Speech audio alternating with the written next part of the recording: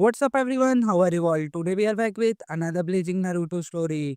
What if Naruto was transported into reverse harem world? If you enjoy this video then please like, share and do comment. And also check the description to original creator of this beautiful creation. So let us start the story. Naruto. Now, the raven hair man yelled as he's pressing his hand against the woman with white robes. His name is Sasuke Uchiha. The woman in a white robe is Kagaya, the mother of the chakra or god of destructive. What Sasuke is yelling at, he's yelling at the man with a golden light coat, golden spiky hair. That's Naruto Uzumaki. He's supposed to reach the god of destructive with a seal mark on his hand like Sasuke. Both of them have touched on Kagaya. Yeah, yelled Naruto. Rikudo Chibaku Tensai, six-path planetary devastation. Both of two men said together as their hand touched Kagaya. The seals on their hands attached to her body as it blocked her third eye on its forehead into like moon. Then, Kaguya's Biju, tailed beast, power has been released. All of 9 Biju have been set free from her. On the ground, it's pulling into itself. The crumbles of rock are flying towards into Kagaya as it building up into a gigantic size of a boulder. However, there is something missing. A missing arm is on the ground which it's belonged Kagaya. A black shadow is inside the white robe trying to escape from this place and revive her again, but… "Where did you think you're going?" asked Naruto, jumped on the ground and found a black shadow in Kaguya's arm. He is not in the golden form anymore. His hair is blonde spiky. A black-orange jacket and orange pants that he's wearing now. You bastard," said the shadow. Naruto gave a smirk at him. "Just cause you've been hiding back in the shadows this whole time while you've been babbling on and on. Doesn't mean that I was gonna leave you out of the fun," he said as he grabbed the arm and going to throw it at the boulder where Kagaya was. You're just another part of the shinobi history that I created. A brat like you can't touch the likes of me," the shadow insulted. "The shinobi history," the blonde shinobi said as he clenched his fist in anger, "was created by all the ninjas, how they lived, and how they died. Don't you dare compare the likes of them to one snot-nosed brat who's too afraid to leave his mother's side." He throws the arm at the boulder into it while the crumbles rock flies toward it. He watched the shadow dies along with his mother. They will never return again. After that over, Naruto went back to his team. He sees 9 Biju were set free from Kagaya. "Yo, Kurama," Naruto said, waving out his hand hello to giant orange fox. "I'm finally free? Took long enough," Kurama said. "Sorry, but now it's all over," he said, looking at the boulder as flying up in the sky. His promise has been made. He set Biju free and defeated Kagaya. "Hold on," the pink-hair girl said as her name is Sakura. "Before you're ready to celebrate, how are we gonna get us out of here?" Sakura does have a point. "Oh, that's right," Naruto said. "Don't worry, I figured it out. We can use the Rikudo Sennin, Sage of the Six-Path Power too."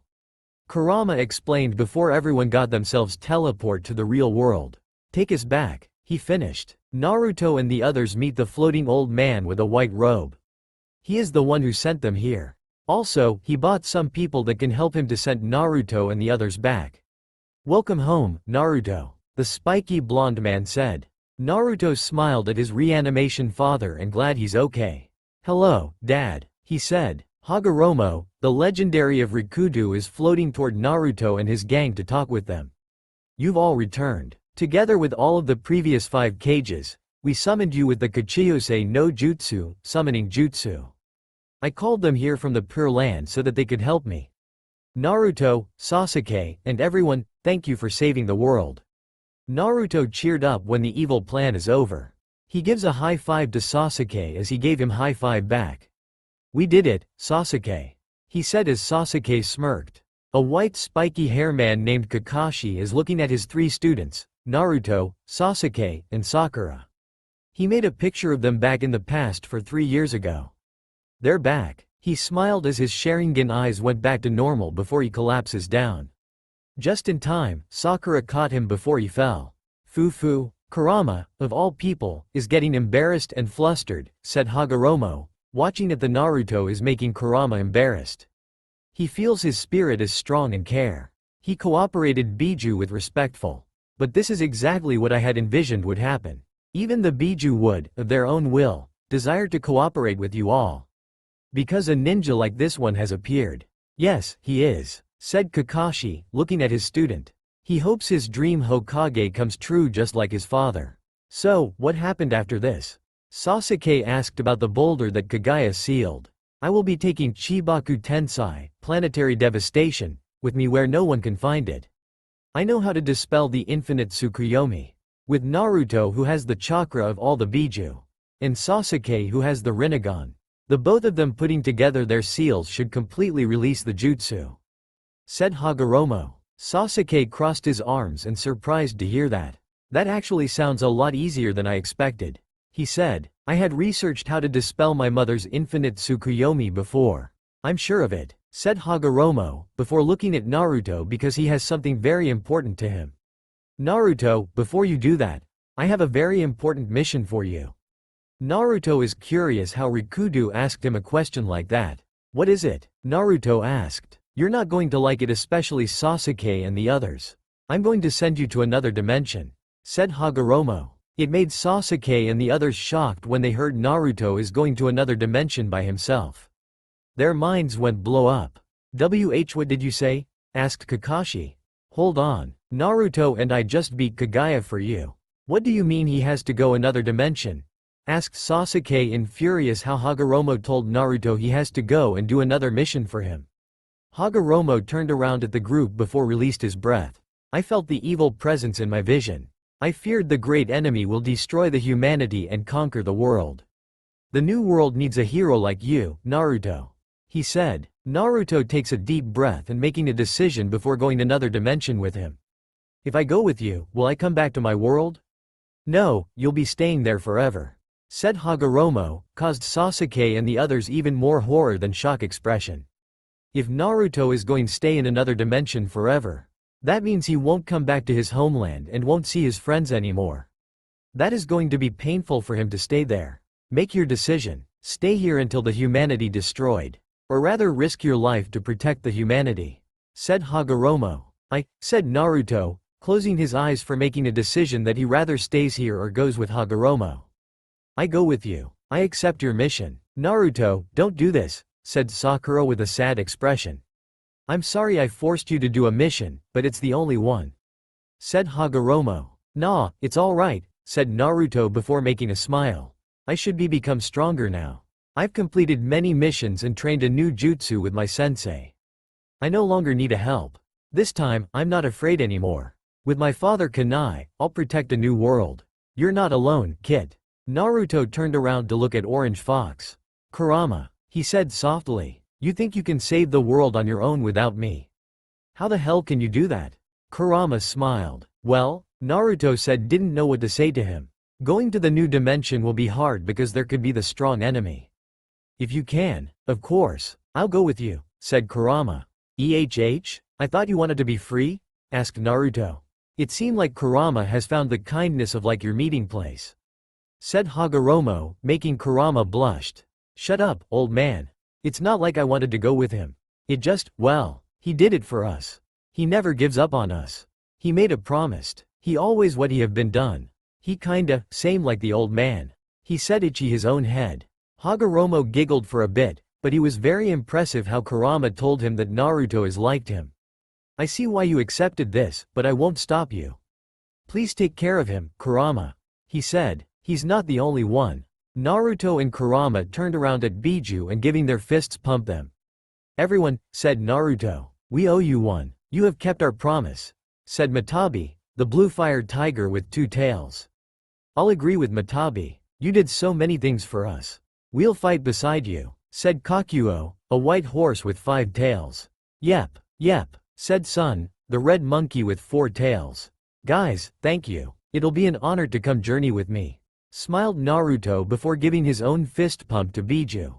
They are all smiling at him. It has been 2 months since Naruto trained so hard with his friends and sensei before leaving his homeland. His taijutsu has been improved and trained by Rock Lee. Naruto got a new few ninjutsu from his friends. Mostly, his Biju has taught him more than the others. After 2 months later, it is time for Naruto leaving his friends and his homeland. Come on out, Naruto. Let us see your new clothes. Don't be shy, said Sakura, waiting for Naruto to come out from the armor shop. Naruto got pushed by his friend Kiba. He stopped his hopping before he'll fall down. He bought new clothes and armor with him. He wears new orange jacket short with a tight-fitting black shirt underneath it. Same orange pants match his jacket. A white bandage around his right thigh with a black sheath for kunai. The armor plates are on his both arms and open black gloves. The other's armor plates attached to his knees. The white swirl with a tassel on the left side, and a red Uzumaki crest on the back. "Man, you look so ready to go," said Rock. "Yeah, and not bad looking. I hope you'll attract a lot of girls," said Ino, making Naruto blushed by teasing him. She always does that to him. While Naruto chatted to his friends, Sasuke arrived in the middle of their conversation and interrupted. "He's here to seize Naruto and supposed to escort him to the gate," what Hagoromo said. "It's time," he said. Naruto nodded as he grabbed his stuff in his apartment before going to the gate and farewelled to his friends. After he packed everything that he needs, he's at the gate where he's supposed to meet. There's Hagoromo at the gate waiting for him to go with him and the new world that Naruto has to face. "Well," said Naruto, looked at his old friends to say farewell them. This is his last day to leave his homeland and his friends. "I guess it's time for me to say goodbye. You guys have been a good friend to me. I'm happy that I have you guys. I'm going to miss you and thank you," said Sakura, tears in her eyes before Naruto gentle hugs her.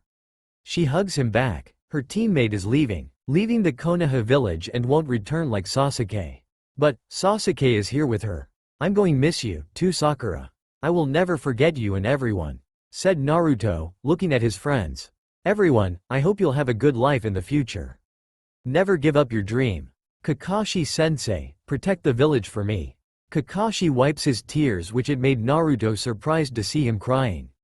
"I will, Naruto," he said. "Hey, idiot," said Sasuke as Naruto looked at him for what he wants. He sees his hand raised and offers him a shaking hand. "Goodbye. You are the closest friend I ever have and great rival." "You're kidding me. We almost killed each other," smirked Naruto, shake hand to Sasuke. "But, goodbye. I wished you have a great future." Then, that was his last word for everyone. After Naruto said bye to everyone in his village, he went with Hagoromo and goes to the different dimension. Kakashi the Hokage named his new title will be Naruto, the hero of Konoha. Vale. Vale is a large, coastal city in the Kingdom of Vale. It has a large port area where passenger and cargo ships dock. It's one of the 4 kingdoms in Remnant. Remnant is the future world with airships, gadgets, high-tech weaponry, and a form of natural energy called dust, existing side by side. There's a man wears a red-lined white suit and a small gray scarf. He has black gloves with rounded sleeves, as well as long black pants and black shoes. He's at the shop called From Dusk Till Dawn. Do you have any idea how hard it is to find a dust shop open this late? The man in white suit asked as his men are holding their gun and point at the old man who owned the shop. Please, just take my money and leave," the old man begged. "Whoa there, calm down, we're not here for your money," the man in white suit said before looking at his men. "Grab the dust." His henchmen put the suitcase on the glass counter and opened it. They took out some kind of black tube. They injected the tube into the dust pipe as it's starting to suck inside the tube. While injecting the dust, one of them has found a person with a red cloak. "Hey kid, put your hands in the air," henchman said, drawing his sword before going toward at the person. But that person didn't turn around or hands in the air. So, he went closer to it and tapped on its shoulder. It's a girl. A cute teenage girl is listening to her music with red headphone while reading the weapon magazine in her hands. Her eyes are the sliver. She dressed in a black blouse with a red cloak and hood. Her hair is black and red, length shoulder. She looks confused when she sees a man in black suit. The henchman gives her a hand sign like pointing at the headphone. So, the girl put her headphone down. "Yes?" Ruby asked. "I said, put your hands in the air, now," yelled henchman. "Are you robbing me?" She asked another question. "Yes. Can't you see what I'm doing?" Henchman yelled again and really mad how deaf girl listens to her music whole time. Oh, Ruby understands him before kicking in the stomach and sent him a fly goes through the window. She sees another enemy is charging toward her. She takes out her red large suitcase shaped like rectangle before that guy is shooting at her with a pistol. She blocked the bullet as she dashes forward him and kicked in that guy face. Both of them went outside of the shop except that guy fell down first. The men group is looking at the girl through broken glass. They see the girl's red case is transforming into the red scythe. Okay, the man in the white suit said. Get her. The henchman took out the red sword before charging at the girl. The girl stabs her scythe into the ground as she dodges before the henchmen attack her. She held on the handles of the scythe to lift her up and spun her lower body to kick henchmen. The henchman got landed on the ground, right in front of a person. His head is up and looking at the person in a white cloak with a hood. There are 3 whiskers on person's cheeks which he can see it, but the shadow is blocking. Can I help you? The stranger asked offers him a help. The henchman got up by himself and gritted his teeth for being watched by a stranger. So, he attacked him before the man in cloak tells everybody. But, the man in cloak easily moves on sideways as Hen let blade pass him. His cloak flies up as his arm reached out before he opened palm attack henchman in the stomach. Sending of powerful energy that made the henchman fly. Huh? Asked Ruby, seeing the henchman is flying toward her. She dodges the flying man and crashes into another one. Someone must have hit him for her. Until now, Ruby sees a person in a white cloak who the one hit the henchman for her. The 2 henchmen looked at each other for few seconds and then charging at that person in a cloak. One of them is holding the sword. The other one is holding the gun. The person in cloak dodges the attack from henchman's sword. He then created a blue energy orb to smash into that guy's stomach. He pushes him as the energy orb is sending him a quick fly. The henchman with a gun is shooting at the man in cloak before making a dodge. But that person did a dodge the bullets with a strange yellow flash. As he dodged it, he is right in front of henchman before kicked in his jaws. Ruby blinked her eyes for seeing this stranger took 2 of them by himself. That blue energy, that yellow flash, they aren't on her list or maybe seen it before. All she can comment is, awesome. Nice scythe you have, the stranger said with a smile, looking at Ruby and her red scythe.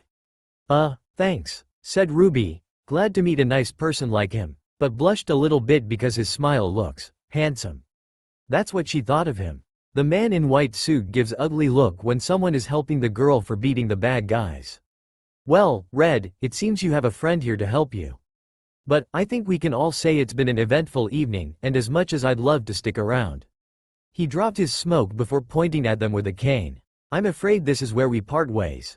His cane made fire cannon at them, but the stranger in white cloak sliced the cannonball in half by kunai. It split into 2 as the wind blew his hood down. Ruby's eyes were widened when she sees the man cut the cannonball in half by kunai. Also, the hood of his is down, hitting by the wind. His face has revealed. His eyes are azure and spiky blonde hair. There is 3 whiskers mark on his cheeks. He wears a headband with the metal plate and strange curving symbol. After that, Ruby didn't see a man in a white suit around here. He's gone, but he wasn't so far. He's grabbing on the ladder before the blonde man sliced the cannonball. Shall we go after him? Blonde man asked. Yeah, said Ruby before they went after that man. They jump up to the roof of the apartment. The man in a white suit is at the end of the edge.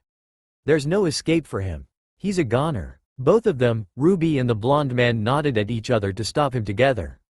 Stop, yelled Ruby. It's over. You have nowhere to run. The blonde man said. However, they were hit by the wind presence.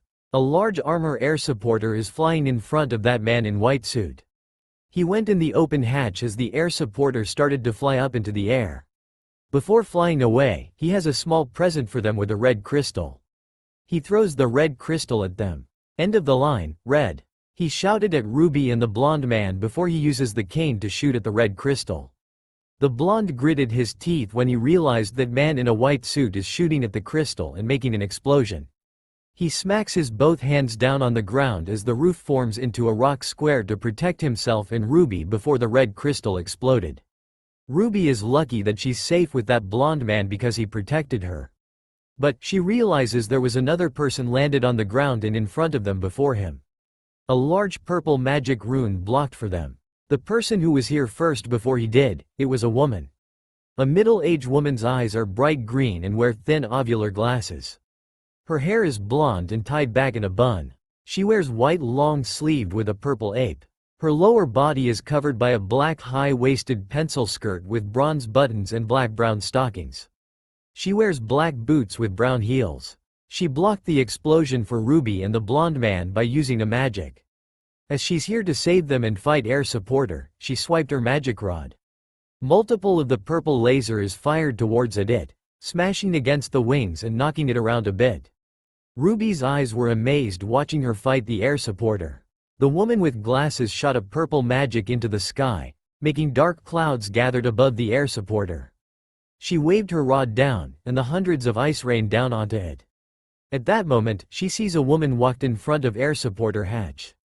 Her upper body covered in shadows, but she's wearing a red dress reached down of her thighs with feathers on the side. The woman with glasses narrows her eyes when she sees her red sleeve glowed before a fireball fired at her. She blocked the fireball and turned it into a liquid. Liquid? She didn't turn it into that. The fireball turned into liquid itself. The fire builds up into large fire pillar and hits her from the ground. Luckily, the blonde man saves a woman from fire pillar. He dashed forward to her and grabbed her waist before the fire pillar is fired. But, his cloak got caught in the fire. So, he takes off of his cloak as his body has shown of clothes and armor. He wears an orange short jacket with a tight-fitting black combat shirt underneath it. His pant is orange with a white wrap around his right thigh and a black sheath on it left. The armor plates are on his both arms and opened black gloves. The white swirl with a tassel on the left side, and a red crest on the back. He wears black shoes, sandals, boots. Let the action begin. The blonde man smirked before his hands are moving very fast. Actually, he's trying to create something power that can stop the air support. Raiden. Kaminari Washi no Jutsu, lightning style, lightning eagle jutsu. He shouted, making lightning of eagles and fly attack at the air support. All of them crashed against on the wings and exploded themselves. The electricity makes the power of air support is off. The guy riding the air support is losing the control of it. He's working on it and barely got under control just in time. The woman in air support is attacking blonde man before he does that again. The air support flies away and finally escaped. No, they got away with dust, said Ruby. We'll catch them next time. The blonde man said, putting his kunai in his sheath on his right knee before looking at the woman with glasses. Hey, thank you for saving us. And you're welcome for saving your life. Ruby rushed past him and stood right in front of that woman with sparkle eyes like a fangirl. You're a huntress, right? Can I have your autograph? Few minutes later. I hope you people realize that your actions tonight will not be taken lightly, young people. You put yourself and others in great danger. The woman said. She took them in the dark room. Ruby and the blonde man learned her name is Glinda Goodwitch. She isn't very friendly to them in this room. They started it, said Ruby. The blonde man raises his hand as Glinda looks at him. Actually, they're the one who tried to rob the store. If she wasn't there or you wouldn't there, the old man wouldn't have got hurt. He said. See, he knows, said Ruby, nodding at Glinda and happy the blonde man is with her, before she got scared when Glinda smacked on the table with riding crops. I see you have evidence for being with her and seen everything. However, I can't let you go now, but there is someone who would like to meet you, said Glinda, moving on the side before a tall man walked in. He wears shaded glass spectacles. He wears a black suit with a buttoned vest and green shirt. He also wears black trouser shoes and long, dark green pants. He holds cookies and coffee cup with both hands. Ruby rose. The man started before taking a closer look at Ruby's eyes. You have silver eyes. It made Ruby a little bit creep out by that man for asking that weird question about her eyes. Okay, she said. And you? The man said, looking at the blonde man sit next to Ruby. It was strange to see him with his azure eyes and whiskers on his cheeks. It's rare to see this person like this. By the way, his name isn't on his list. Your name isn't on my list. May I know your name? He asked. The blonde man put his hands on the table and grabbed it together before he speaks. My name's Naruto Uzumaki. I haven't been here the place like this, so I'm new here. Tt Abayo. The man with glasses gave a curious look for what Naruto answered. If this man around here, his name should be on the list, which it is strange. But, he'll have to do the note later. I see. Welcome, Naruto Uzumaki, he said before putting cookies plate on the table. Ruby slowly grabs the cookies while looking at the man before he says something. She took a bite and then took another one. You want a cookie? She asked kindly as she's holding the cookie for Naruto to eat. Naruto grabbed the cookie and eats it before smiling at her and thanked her. So, where did you learn to do this? The man asked as Glinda is holding the video of Ruby's and Naruto's fight, which it's at the one shop. Signal Academy. It's my uncle Kirao. I was complete garbage before he took me under his wing. And I'm all like, Hoawa. Ruby shouted while showing her kung fu for them. It made Naruto giggled a bit for watching her kung fu. My village. They taught me how to protect myself from the enemy. Also, it's for helping people. Naruto answered. Okay, why are you here? The man asked. Well, I want to be a huntress. Well, I have 2 more years of training left at Signal. And then I'm going to apply to Beacon. You see, my sister's starting there this year, and she's trying to become a huntress, and I'm trying to become a huntress because I want to help people. My parents always help people, so they taught us to help people. Said Ruby. Okay, what about you, Naruto? The man asked. I want to be huntsman. My dream is to be greatest huntsman. That way, people will stop disrespecting innocent people and discrimination against them like someone important, said Naruto. The man with glasses looked in Naruto's eyes. They're deadly serious. He ain't no joke about his dream. He'll become huntsman and change the world. He even feels his strong aura. Do you know who I am? He asked. Naruto doesn't seem to know his name because he's a new guy here. But, Ruby knows his name. You're Professor Ozpin. You're the headmaster of Beacon. Ruby answered. Hello, said Ozpin. It's nice to meet you. Said Naruto. Nice to meet you, too. Said Ruby. You want to come to my school? Asked Ozpin. More than anything, said Ruby. That's where I'm going Abayo. Said Naruto. Ozpin looked at Glinda before she turned away and doesn't seem to care about it. Well then okay, said Ozpin. After that meeting is over, Glinda lets those 2 kids out of the dark room. Ozpin gave them the maps where they're heading to Beacon. Ruby is so exciting for going to Beacon where her sister was. She also remembered Naruto helped her battle for catching the bad guys. Hey, thanks for helping me back there, said Ruby. She meant at the shop where the bad guys were. It's my pleasure. I love helping people. It's what I do, smiled Naruto before he forgot something. Oh, right. Since you met me back in the shop and I didn't tell you my name, I'm Naruto Uzumaki. Ruby rose. I guess you haven't been here before, right? Said Ruby before Naruto itched his back of the head and gave her a nervous smile. Yeah, you can tell that. I'm kinda lost here because this city is way too big to me. He said. Okay then, let me help you. I'll show you around and take you to the Beacon, said Ruby as she grabbed his hand before dragging him along with her and take him to Beacon. Something wrong, Ozpin? Asked Glinda looking at Ozpin as watching the videotape of Naruto. Looking at his fight and the power. They were never heard of it. Naruto held blue energy ball in his hand. He blocked the dust explosion by creating the earth for a shield to defend Ruby and used lightning eagle against the air support.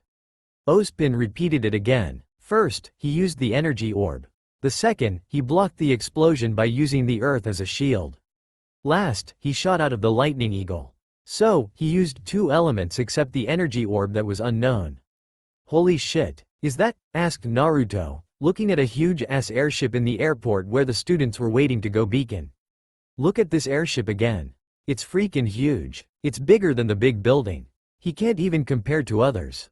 Yep, this is it, said Ruby, standing right next to him and watching him get excited for riding that big airship. She was surprised Naruto was enthusiastic for riding the airship. She guessed it was his first time to see this and ride the airship. Come on, Naruto. Let's go in. Meanwhile, in the airship, Naruto's eyes were shining stars as he watched the town below them. He was so high in the sky. It was fun to explore the new world. Hagoromo didn't tell him a lot of detail about the new world, but this one looked really awesome. Whoa, this is awesome. I love this, he thought. Quit being a child, Naruto. You're acting like you're a 13-year-old brat, said Kurama. Come on, Kurama, he's just having fun. Besides, you should enjoy the new world, said Matabi. Ruby watched Naruto having fun looking at the city down there. She walked towards him and tapped his shoulder before he turned around at her and gave a questioning look. Is this your first time for riding the airship? Asked Ruby. Yeah, this is my first time. What about you? Naruto asked. Signal Academy. I rode it with my uncle Kirao, but his ship is pretty dusty and dirty, said Ruby. I see you had fun with your uncle Kirao. By the way, your sister is heading to Beacon, right? So, does that mean she's in? Naruto said before a loud voice yelled a name Ruby and interrupted him. Ruby's body froze like she was in ice before she looked at the person tapping her toes on the right. She sees her sister is waving at her. Her hair was blonde and very long, almost to her waist. Her eyes were purple. She wears a tan vest with gold piping over a yellow low-cut crop top with a black crest. The vest has puffy cap sleeves with black cuffs and with two small golden buttons.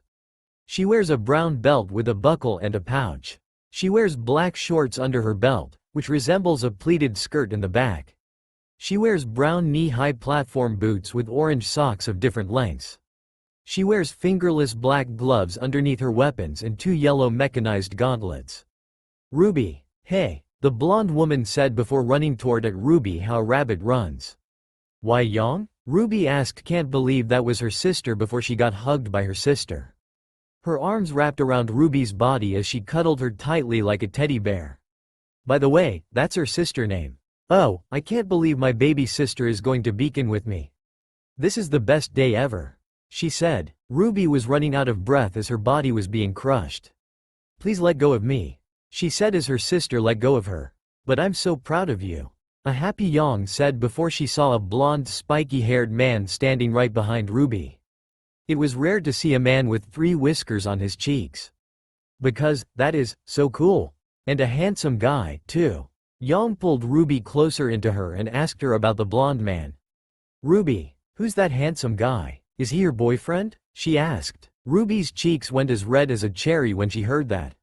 No, Yang, he's not my boyfriend, she said as Yang let go of her sister and turned her around at blonde man.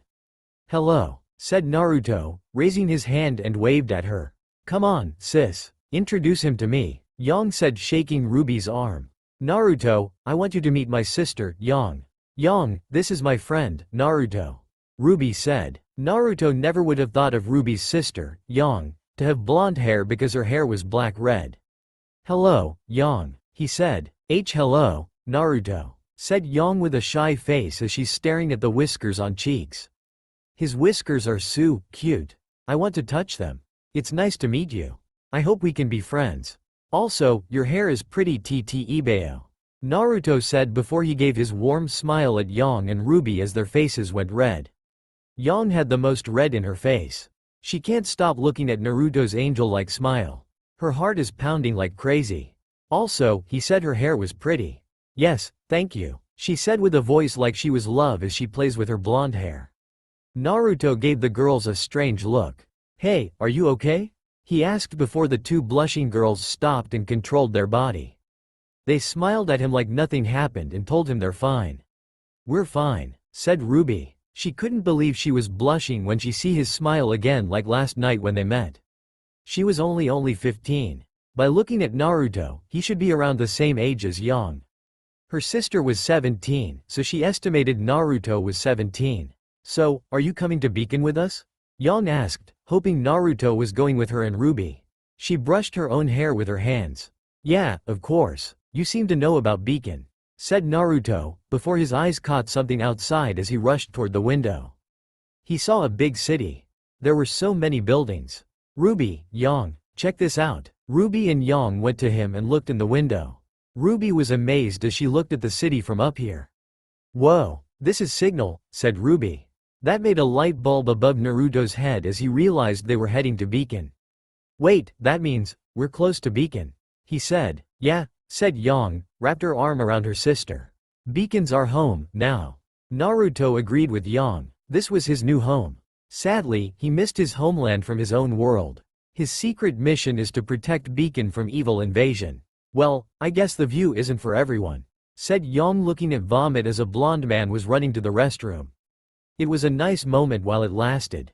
I wonder who we're gonna meet, said Ruby. You girls already met me. So, that's one, smiled Naruto. That's right, we have Naruto with us. But, I hope, just hope, they are better than Vomit Boy, said Yang, watching the blonde man run toward the restroom before he puked on the ship. Oh, Yang, gross, you have puke on your shoe. Ruby said. Gross, gross, gross. Get away, get away. Girls, I think I'm going to puke if I see this. Wait, Naruto. We're almost there. Blar GHH. Ew. Someone call for a medic. Senpai needs help. Wow. The two sisters and Naruto were amazed at Beacon. They were in Beacon Academy. The academy was very big. It was almost like a wizard castle. So this is Beacon Academy, said Naruto with an impressive look, but depressed for throwing up on the ship. Yang crossed her arms. The view from Vale has nothing on this, she said before she saw her sister, Ruby, go crazy for looking at people with a weapon. Her eyes are sparkly and turned into a chibi version. Suddenly, she flew in the air like a fairy and grabbed Yang's arm while looking at the people with a weapon. Ooh, sis, that kid has a collapsible staff. And she got a fire sword. She said, is Ruby alright? Naruto asked Yang about Ruby, who got excited for looking at weapons. Yeah, she gets excited about seeing them because they have the same custom weapon like Crescent Rose. She replied as Naruto's face his confusion expression about that name. Crescent Rose? He asked when he heard the name. That's Ruby's scythe name. She's happy about her scythe, she said. Ruby pulled it out of the red case and turned it into a red scythe. Of course I'm happy with Crescent Rose. I just really like seeing new ones. It's like meeting new people. But better. She frowned. Naruto started to smile at her as he put a hand on her shoulder as she looked at him. Don't worry, Ruby. I'm here with you, he said as Ruby smiled and cheered up. See, now, you got one friend. Why don't you try to make another friend? Asked Yang, before pulling Ruby's hood down as she put her hood back. But why would I need friends when I have you? Asked Ruby. Well, said Yang, before random people surrounded her as she ran and passed by Ruby, making her spin in a circle. Actually, my friends are here. Gotta catch up. CYA bye. Are we supposed to go to our dorms? Where are the dorms? Do we have dorms? A dizzy Ruby asked as she fell down and hit the white luggage. Naruto walked to her as he helped her up. However, an unexpected young girl yelled at Ruby for knocking the luggage that was hers. Her hair was white and long, tied back in a ponytail. Her eyes are blue and scarred down on her left eye. She wears a pale blue bolero jacket with a white skirt. The inside of her jacket is red. She wears white-heeled wedge boots. What are you doing? The girl yelled. Sorry, said Ruby, apologizing to her, but she yelled at her and didn't accept her apology. Sorry, do you have any idea of the damage you could have caused? The girl asked. Hey, it was just an accident. She got pushed by a crowd and fell down. Also, she apologized to you. What's so bad about the luggage? They're just luggage that carries your clothes, said Naruto. The young girl swiped the small suitcase from Ruby that she was holding. She opens it and shows it to Naruto and Ruby. Inside of the suitcase was several small glass bottles with dust inside. This is dust mined and purified from the Schnee quarry. What are you, brain dead? She yelled as she takes one of the glass bottles and it has red dust inside. She shakes her bottle without thinking, her dust spreading. She's showing ignorance, Naruto thought. What an annoying girl. While the girl was moving the dust bottle, the red flakes floated to Ruby's nose and made her. She let off a sneeze and unleashed the flame, ice, and lightning dust into an explosion at the girl. Unbelievable. This is exactly the kind of thing I was talking about. The angry girl yelled. I'm really sorry. Ruby apologized again like last time, but the angry girl kept yelling at her. Whoa, there. It's not her fault you shook the bottle and made her sneeze, said Naruto. He was getting really annoyed with this girl. Weiss Schnee, heiress to the Schnee Dust Company, one of the largest producers of energy propellant in the world. The black-haired girl said, coming towards them as she's holding the red bottle, which it flew to her, right in front of her on the ground. She has long, wavy black hair and her eyes are amber. She wore a black ribbon tied in the form of a bow. A black buttoned vest with coattails and a white sleeveless undershirt that exposes part of her midriff with white shorts that may be connected to her shirt. Her shorts have a zipper on the front of each leg. She wore black low-heeled boots. Black ribbons on both of her arms, with a black detached sleeve and a silver band on her left arm. Finally, some recognition, said Weiss. Hey, guys, thought Naruto as he sensed the wavy black hair girl is human, but slightly different. Yeah, we know, said Kurama. The same company infamous for its controversial labor forces and questionable business partners. The black hair girl said as Weiss got angry. What, how dare the nerve of, she glared, getting closer to her, but her temperature cooled down as she grabbed the red bottle from her and walked off. I promise I'll make this up to you. I guess I'm not the only one having a rough first day. Ruby frowned before she looked at the black-haired girl. She was about to ask her name, but she walked off. Her head went down and looked sad. Naruto patted Ruby on the shoulder to cheer her up. Ruby was glad he was here with her and supported her from Weiss. At least she has him as a friend. Thank you, Naruto. You've always been so nice to me and my sister. She said. Anytime, Ruby. It's what I do. When you see people don't have a friend, just ask them to become a friend with them. Smiled Naruto. Hey, guys, someone said with a male voice. Naruto and Ruby look at the person. Whoa, they see him again. It's that vomit boy who was on the ship. He was tall. He had dark blue eyes and blonde hair. He wore a white chest plate and shoulder armor. Under the armor, he had a black hoodie with reddish-orange sleeves. He also had blue pants with a white patch on the left knee. Brown wrist-length gloves with exposed fingertips and a small metal plate on the back. His sword was strapped to his left hip in a sheath. I'm John, said John. Ruby, I'm Naruto. Aren't you the guy that threw up on the ship? Naruto, Ruby, and the new guy John made it to the huge room where the students were gathering. However, they were almost late because they talked each other and didn't know where the meeting room was. But they made it just in time. Ruby, Naruto, over here, I saved you guys a spot. Yang yelled out from the crowd as Naruto and Ruby see her hand is waving out in the air for them to see it. Hey, there's Yang, said Naruto before he went ahead first and said bye to John. I gotta go. I'll see you after the ceremony. Ruby yelled going ahead, leaving John behind. Both of them ran to Yang. Hey, Yang, we finally found you, said Naruto. How is my sister's first day going? Asked Yang. You mean since you ditched me and I exploded? An angry Ruby said. Yikes, meltdown already? Asked Yang. Well, no. She really did explode a hole in front of the school. There was a fire, lightning, and ice, said Naruto. Yang leans closer to Ruby and gave a smug look. Are you being sarcastic? She asked. I wish. I tripped over some crabby girl's luggage. And then she yelled at me. And then I sneezed. And then I exploded. And then she yelled at me again. And I felt really, really bad. And I just wanted her to stop yelling at me. Ruby said as she described to her sister about crabby girl Weiss. Hey, you. Weiss yelled at Ruby before Ruby jumped into Yang. Oh god, it's happening again. Ruby said. You're lucky we weren't blown off the side of the cliff. Weiss said. Oh my god, you really exploded. Said Yang as Naruto slid behind her and nodded. Before chatting and chatting, a loud microphone caused everyone to attention. It's Ozpin who is here to speak for everyone. I'll keep this brief. You have traveled here today in search of knowledge, to hone your craft and acquire new skills. And when you have finished, you plan to dedicate your life to protection of the people. But I look amongst you and all I see is wasted energy in need of purpose, direction.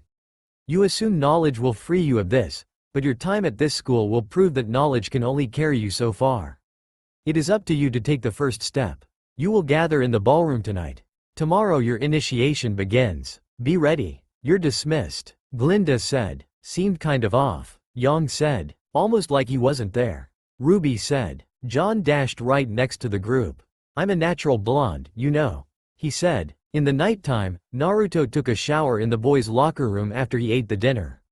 He now had a tight-fitting black shirt which was underneath his orange short jacket. No armor on him. He left it in the locker. He wore short orange pants and no headband, but wears sleeping beanie hat cap walrus style. I finally took a shower, Naruto said as he went out boys' locker room and headed towards the ballroom where students sleep. He was almost at the ballroom until he bumped into someone without knowing it coming from the open entrance on the right. Naruto's forehead got bumped into someone's forehead while rubbing his own forehead. He looked at the person who has been bumped by him. I'm sorry, I wasn't. Then, his eyes went widened. It's a girl. She's slender and beautiful. Her eyes are vivid green and her hair is red and long like waist length. She wears light red silk nighties and black panty. Black panty. Naruto just saw a black panty underneath red hair girl's nighties. What a pervert, just like Jiraiya.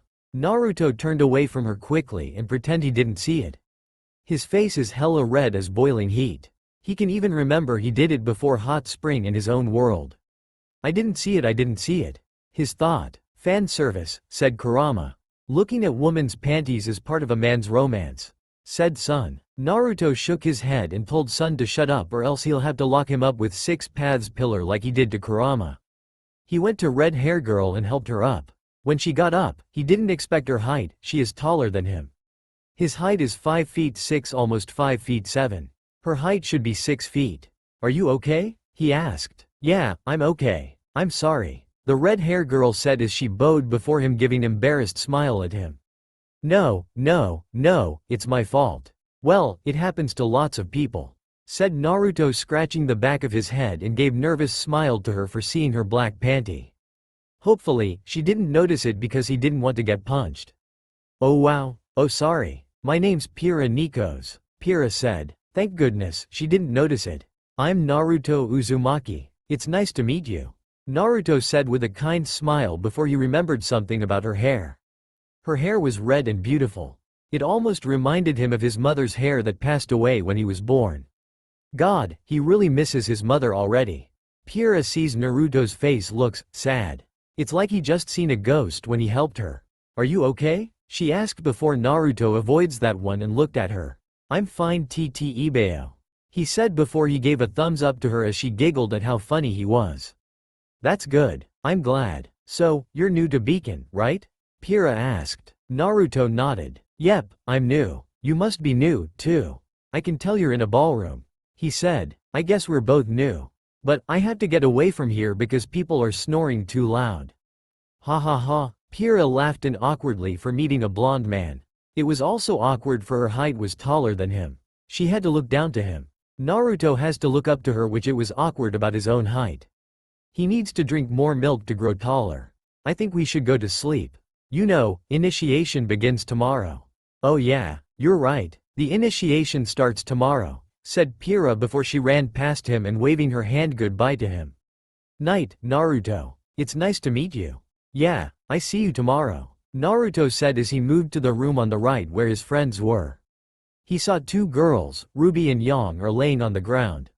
Yang dressed in a tank top with her flame emblem on the front and black shorts. Ruby had a black tank top with a heart-shaped Beowulf on the chest and white long pants with pink roses. It's like a big slumber party, said Yang. I don't think Dad would approve of all the boys, though. Ruby said as she's writing in her journal.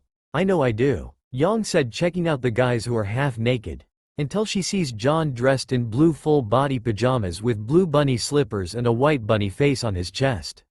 He smiled at her, making her groan, but she sees Naruto wears a tight-fitting black shirt and orange shorts. Wow, Yang said as her eyes turned into hearts as she's looking at his nice biceps and his body. Ruby looks at Naruto's face, which was different without his headband.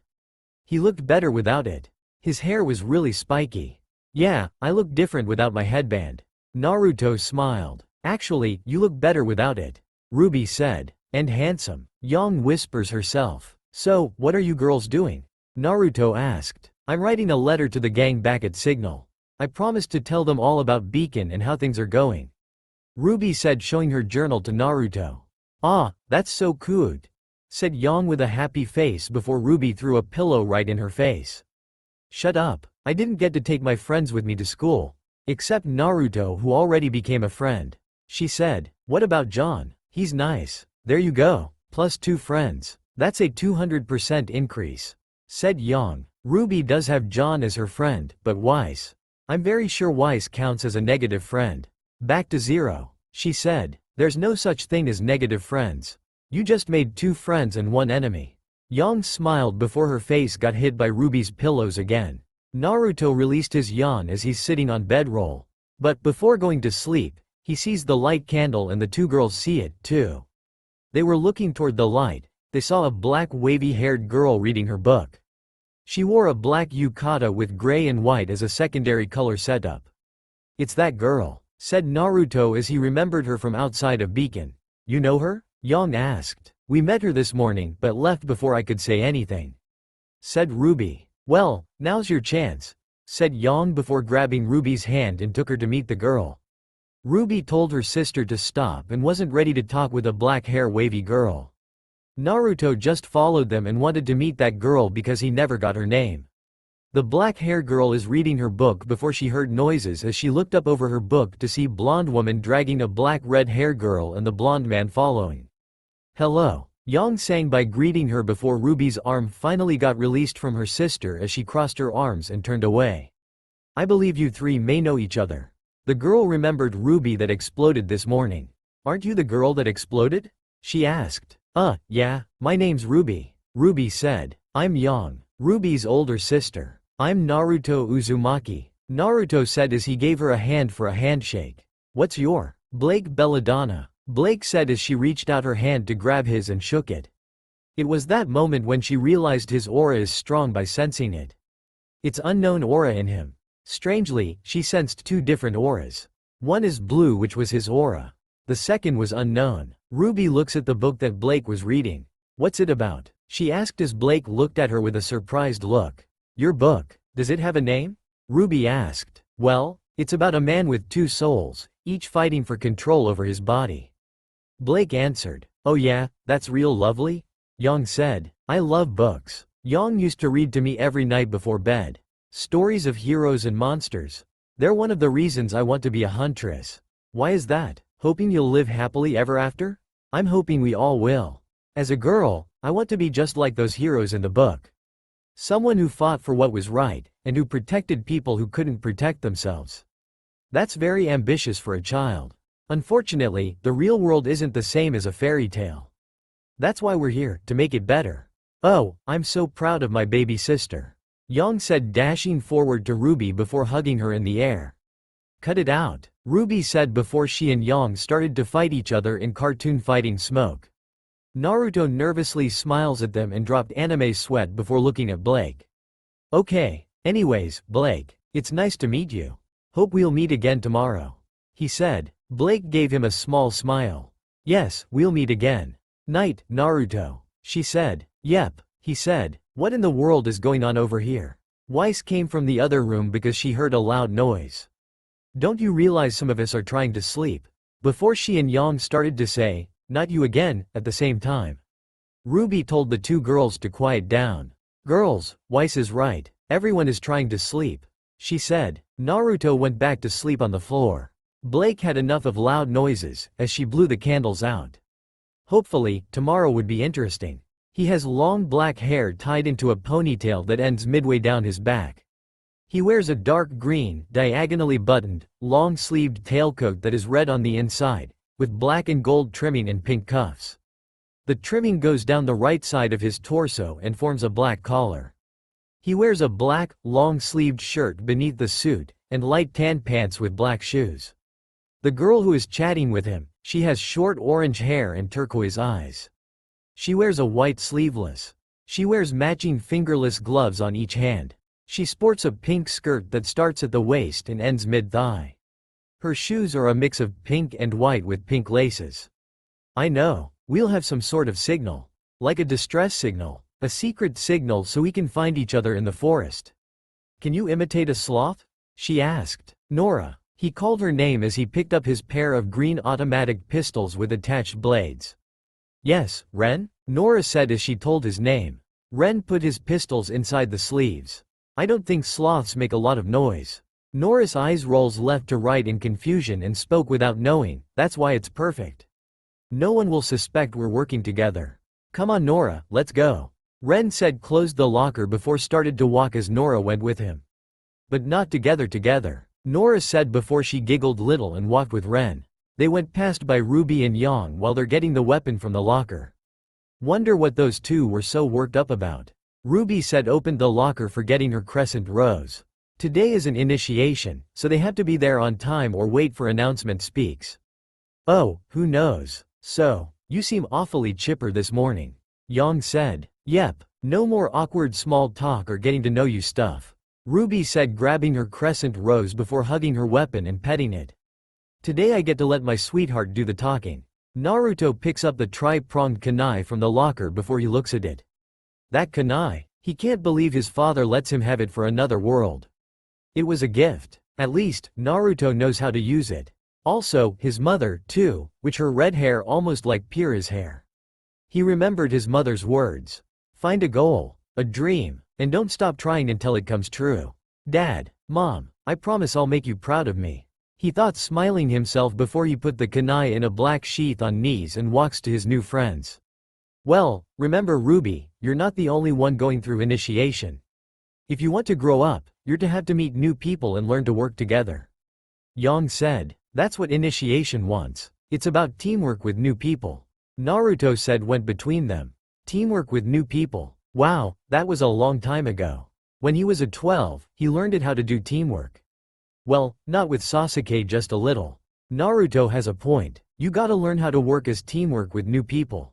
Yang said. Ruby scoffed. You sound like a dad. She said, but it's true. The initiation is for working as a team. What about you, Naruto? What team are you picking? Yang asked. You know, I haven't made a thought of it.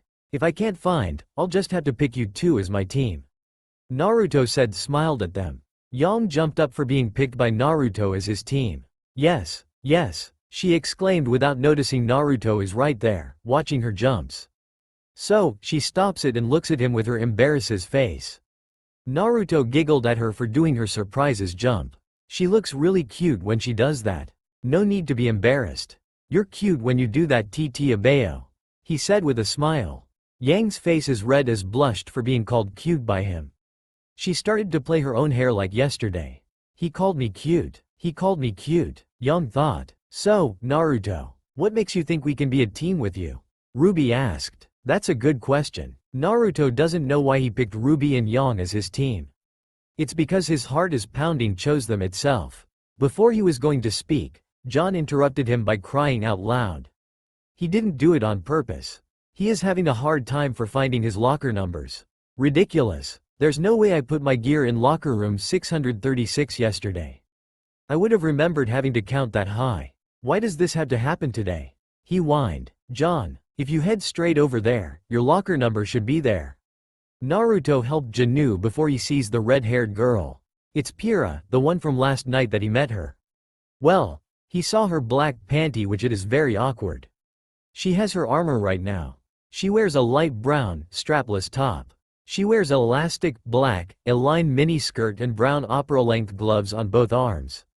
Her left arm has bronze armor plate and bronze bracer on top of the sleeve. She wears red ankle-length drapery that appeared to be wrapped around her skirt. Her high-heeled boots are brown with bronze trim. The small circular bronze plate is on her right hip. She wields the shield and spear. Naruto was going to Pira, but he sees she's talking with Weiss. Great. It's her again, but hopefully, she'll be nice this time. So, Pira, have you given any thought to whose team you would like to be on? I'm sure everyone must be eager to unite with such a strong, well-known individual, such as yourself. Weiss asked. I'm not quite sure. Pira said, haven't given a thought about making a team. She closed her locker before she sees Naruto right beside her. She met him again from last night, which it was very awkward for a greeting. So, she decided to greet him. Hey, Naruto, she shouted, waving her hand high. Weiss dropped her jaws at her for knowing that blonde man from yesterday. Hi, Pira, Naruto said, walking towards her to meet her, but blocked by Weiss. Wait, Naruto, how do you know her? She asked. Last night, I accident bumped into her, so I helped her and apologized to her. Naruto said. Do you have any idea who you are talking? Weiss asked. Pira Nico? Naruto guessed. Not sure why Weiss asked that question. Pira graduated top of her class at Sanctum. Weiss said. Naruto tried to remember the rumor, but no and spoke, no. He shook his head before John joined the conversation and learned what's going on. She won the Mistral Regional Tournament 4 years in a row. A new record, Weiss said. Never heard of it. Naruto said, shook his head again before Weiss's growling. She's on the front of every Pumpkin Pete's Marshmallow Flakes box. She yelled in anger. Naruto honestly shook his head again for not hearing the rumor about her. Of course, he's new in this world. He's from another world. How many times he had to answer that stupid questions. Jinu gasped when he heard that title before he does. That's you? They only do that for star athletes and cartoon characters. Yeah, it was pretty cool. Sadly, the cereal isn't very good for you. Pira said. Naruto looked in confusion expression. That last title seems very funny. So, he'll pretend like he do. Pira, sorry for not knowing you that. I'm kinda new guy in this place. He said. Hey, it's okay. I'm happy you're being honest. You haven't done so bad. I think you're the kindest person I ever met. Pira said gave warmth smiled at him. Thank you. Naruto smiled before the announcement is speaking to everyone. Word all first students please report to Beacon Cliff for initiation? Again, all first year students report to Beacon Cliff immediately. The announcement voice is Glinda. Come on, Naruto. Yang exclaimed going up ahead with Ruby. Coming. Later, Pira. Naruto said before going to his friends and heads to Beacon Cliff. Beacon Cliff is a location near Beacon Academy. It is the starting point for Beacon Academy's initiation. The view is very nice and can see the forest. The students of the first year were standing on the launch pads in front of Ozpin and Glinda. For years you have trained to become warriors. And today, your abilities will be evaluated in the Emerald Forest. Ozpin said as Glinda is now speaking. Now, I'm sure many of you have heard rumors about the assignment of teams. Well, allow us to put an end to your confusion. Each of you will be given teammates. Today, she said. Ruby started to cry when she heard that. What? Oh, she whined. These teammates will be with you for the rest of your time here at Beacon. So it is in your best interest to be paired with someone with whom you can work well. Ozpin said. Ruby whined again. That being said, the first person you make eye contact with after landing will be your partner for the next 4 years. Ozpin said. Ruby's sudden broke like a broken glass before she's starting to cry. What? She whined for the third time. After you've partnered up, make your way to the northern end of the forest. You will meet opposition along the way. Do not hesitate to destroy everything in your path, or you will die. Ozpin said. Janu gave a nervous laugh before gulped it. You will be monitored or graded for the duration of your initiation. But our instructors will not intervene. You will find an abandoned temple at the end of the path containing several relics. Each pair must choose one, and return to the top of the cliff. We will regard that item, as well as your standing, and grade you appropriately. Ozpin has done for explaining to first-year students before he asked a question. Are there any question? John's hand is raised and spoke. Yeah, sir. Good. Now, take your positions. Ozpin began as the students are moving into their battle position. Naruto took out his headband and wrapped around his own forehead before the launch pad is firing, which he saw people on his left side. Are you guys ready? He smirked at Biju as they smirked back. Kurama cracked his own knuckles and spoke in awesome, hell yeah. So, this landing strategy thing, what is it? You're, like, dropping this off or something? Janu asked. No, you will be falling. Ozpin answered. So, did you hand out parachutes for? Janu asked. No. You will be using your own landing strategy. Yang winked at Ruby as she put the sunglasses on before she was launched into the air. Ruby looked at Naruto and gave a smile for good luck before the pad launched her. Here I go. Naruto yelled before the pad launched him into the air. What exactly is a landing strategy? John screamed before pad launched him at last. A black bird was flying over the forest until Ruby crashed through it and suddenly exploded. Birdie no. Ruby fired several times from Crescent Rose's sniper. It'll make her slow down before switched to scythe to catch the tree branch like a hanging hook. She landed on the ground safely as she ran and looked for a partner. Weiss summons a while spell runes to make her jump and fall into the forest. Yang fired explosive rounds from her gauntlets, Ember Celica to travel along the top of the forest. She spun in the air and laughing while firing a blast. Yang is almost land, so she crashed through the leaves of some trees while doing a ninja jump on 2 trees before rolling onto the ground. Nailed it, Yang said before ran off. Pira, in the air, used her shield to crash through few trees by blocking before landing on a branch. Her short spears turned into rifle mode to check her surroundings until she saw Screaming John falling into the forest. Look like he needs help for landing. So, Pira turned her rifle into a long spear, aiming at Janu before throwing it. Thank you, John called as he was saved by Pira's spear. I'm sorry, Pira yelled waving her hand before she sees sand. Naruto is flying above the forest with his size of the sand plat which he learned it from his close friend. He's having so much fun for riding this one because he can fly. The air pressure is hitting his hair and face. He feels the air is so cool and cold. Until going down to the forest, he jumped off his sand plat and landed perfectly as his plat turned into sand and goes into the gourd on his waist. I fucking love the sand. Thank you, Gaara. he thought as he ran through the forest to looking for a partner. To be honest, you're getting better. Shukaku said, a sand beast with one tail. Now all you have to do is find your partner, said Matabi. Yang, Yang, Ruby yelled, rushed towards the forest to look for Yang or Naruto. Either both of them if they're together. She could work that out, but it's hard to find them. If not, there's John. He's cool, but not too good at fighting. She could try with Blake because she's calm, but not too sure to talk with her. At that moment, Ruby saw Weiss is right in front of her where she's heading. She stopped so hard as she can, trying not to bump her this time like she did it yesterday. Weiss turned around at her and stared into her eyes. It was very quiet, silent between them, but until now, Weiss turned away from Ruby and walked the other direction. Wait, where are you going? We're supposed to be teammates.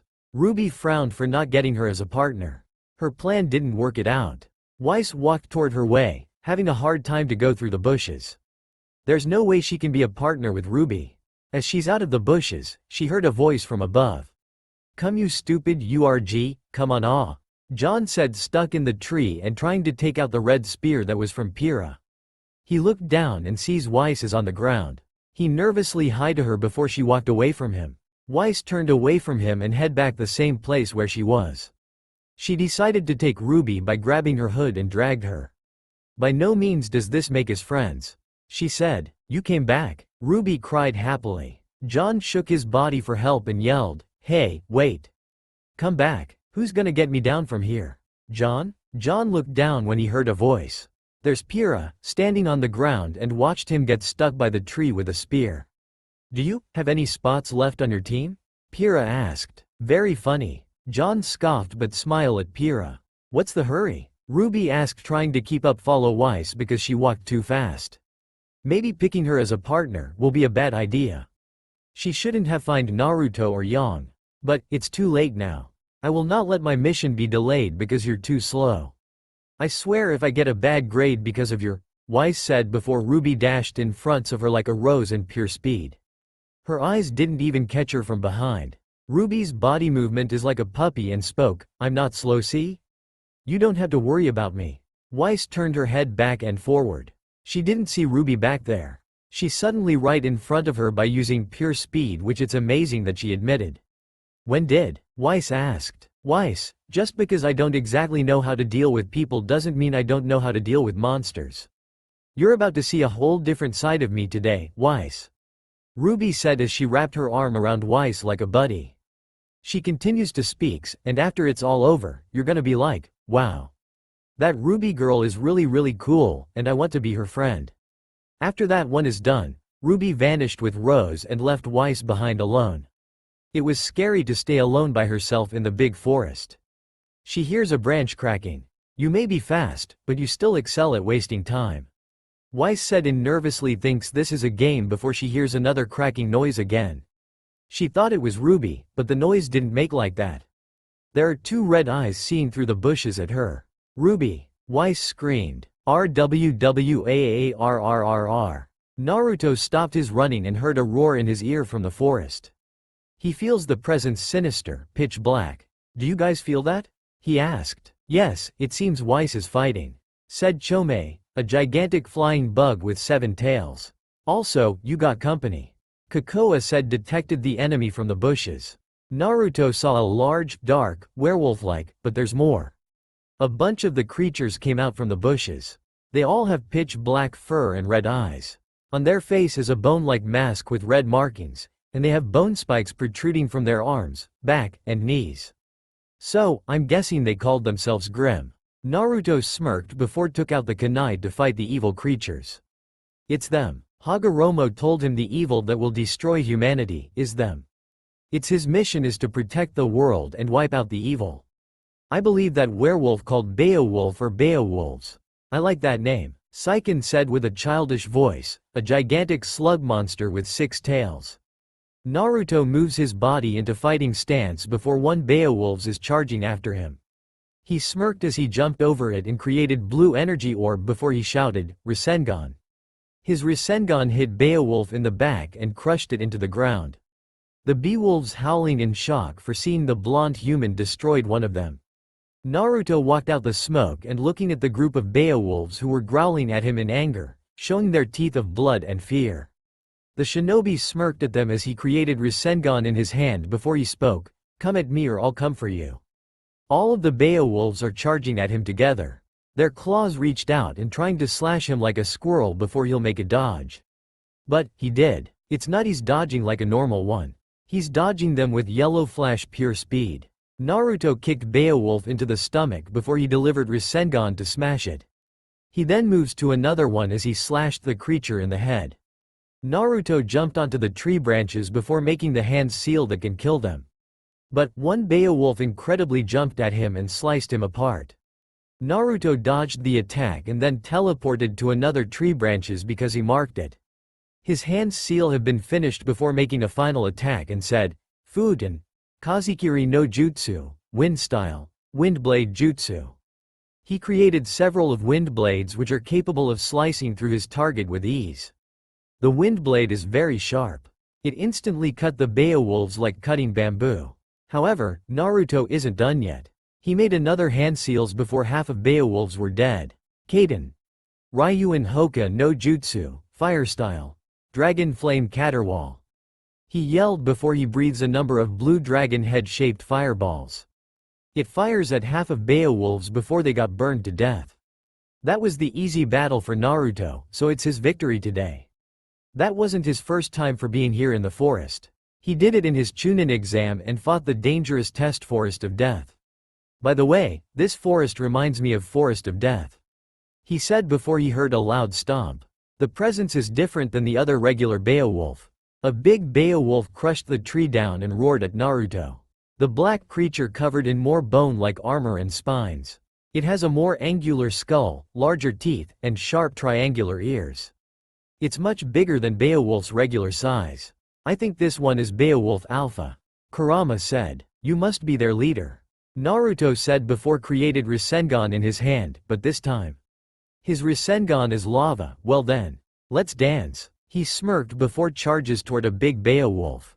"Hello? Is anyone out there? Hello?" Yang yelled walking around, searching for everyone that can be her new partner. It would be lovely she can partner up with Ruby or Naruto. Mostly, she would like to be Naruto's partner, her crush. "I'm getting bored here," she said before hearing rustling in bushes behind her as she turned around. "Is someone there?"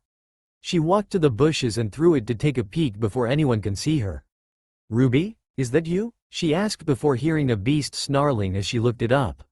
"Nope." Yang dodged by rolling to the left side before a large bear Grim charged out of the bushes and trying to bite out of her. She activated her yellow gauntlets called Ember Celica before seeing another bear Grim who charged her from behind. She shoots the round by making a dodge from the attack before Grim hit her. "You guys wouldn't happen to have seen a girl in the red hood, would you?" Yang asked as two Grim are growling at her, could just say no. Yuras charged her as it swipes at her, but Yang dodged the attack by backflipping. She laughed at them. "Geez, you two couldn't hit the broadside of a ball," Yang said before stopped the sentence as she sees a single blonde hair of hers, falls in front of her and lands on the ground. "You." Two Ursa looked at each other in confusion when they saw Yang's eyes are red. "You monsters." She screamed in anger as her aura flares out of fires before she charged forward. She shot a barrage to increase her speed before she delivered Ursa a combo of fire punches with gauntlets. She gave it a powerful punch into its stomach and sent the Ursa through the trees. The last Ursa is charging at Yang as she turned around and glared at the bear. "What, you want some too?" She screamed in rage before hearing a sword noise. The Ursa collapsed down because someone sneaks attacked from behind. It was Blake, the one who killed it for her. She killed the Ursa with Kusarigama, but it can also transform into sword mode. Blake pulled her weapon and sheath on her own back before smirked at Yang. Yang gave Blake a few seconds before she spoke. "I could have taken him." At that moment, they feel the heat pressure is hitting them. They can even hear the strange sound of rotation. A large red sphere almost like lava is flying toward where the girls are. Yang and Blake quickly jumped away before red sphere flew past between them and crashed through the trees until it stopped. The lava melts the trees down when the sphere crashed through it. "Is that?" Yang said looking at the large Beowulf is liquid and melting into lava. Blake realized the large Beowulf is Alpha. Alpha Beowulf is much stronger than the regular Beowulf. She cannot believe Alpha was beaten. She even saw a big hole in its stomach. Yang, Blake. Two girls heard their own name before turned around as they saw Naruto is running. "Hey, Naruto," Yang said, waving her hand and happy to see him. Blake looked at Alpha Beowulf and turned back to Naruto. Looking at the broken trees, the lava sphere made a path for him to find them or follows it. Some of the lava liquid melts the trees down. That wasn't it. The Alpha Beowulf who were dead, it's Naruto. "Did you just kill Alpha Beowulf?" she asked curiously. "You mean that?" Naruto said, pointing his finger at dead Alpha Beowulf by the tree. "Yeah, I killed it." "Wow, Naruto, you're pretty strong. I guess Ruby picked a right person." Yang said, walked toward Naruto. "So, are you going to be my partner?" She's hoping Naruto says yes with her cute puppy eyes. "Sure, of course." Naruto smiled as he sees Yang jump surprisingly before looking at Blake. "Blake, you should come along with us. It'll be great, 3 people working together." "Alright," Blake said, going with Naruto and Yang, but there's something missing before she could ask, "By the way, have you seen Ruby and Weiss?" Weiss got slid back for being hit by Beowulf, but she managed to block it on time. There is lots of grim Beowulf. Weiss was completely surrounded by them. She finally reveals her weapon is rapier, or shall I call Myrtanaster. She can't just rush and attack now without thinking. She has to concentrate for targeting the enemy. All she has to do is head up, shoulders back, right forward, not that forward. She's slowly in her breathing as she waits for the right time to strike before switching Myrtanaster revolving chamber into the red. Her rapier or Myrtanaster has a revolving chamber inside the guard, which has 6 slots in total, each of which contains a vial of dust.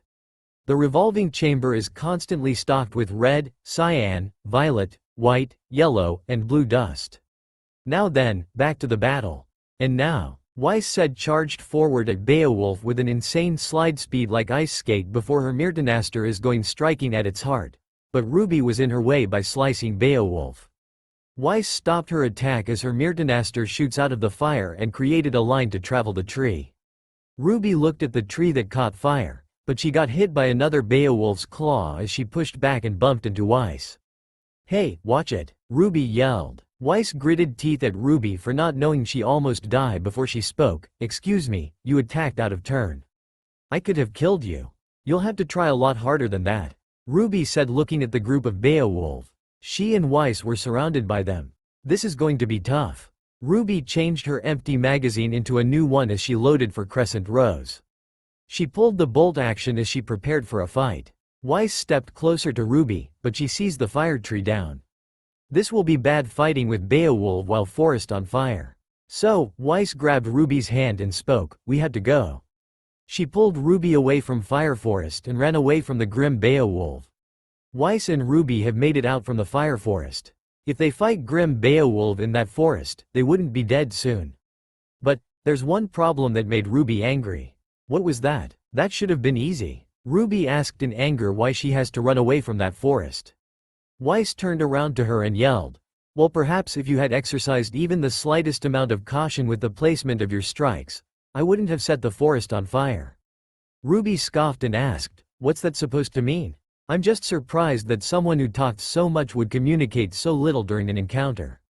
Weiss said, "Well, I'm sorry that you need my help to win a fight.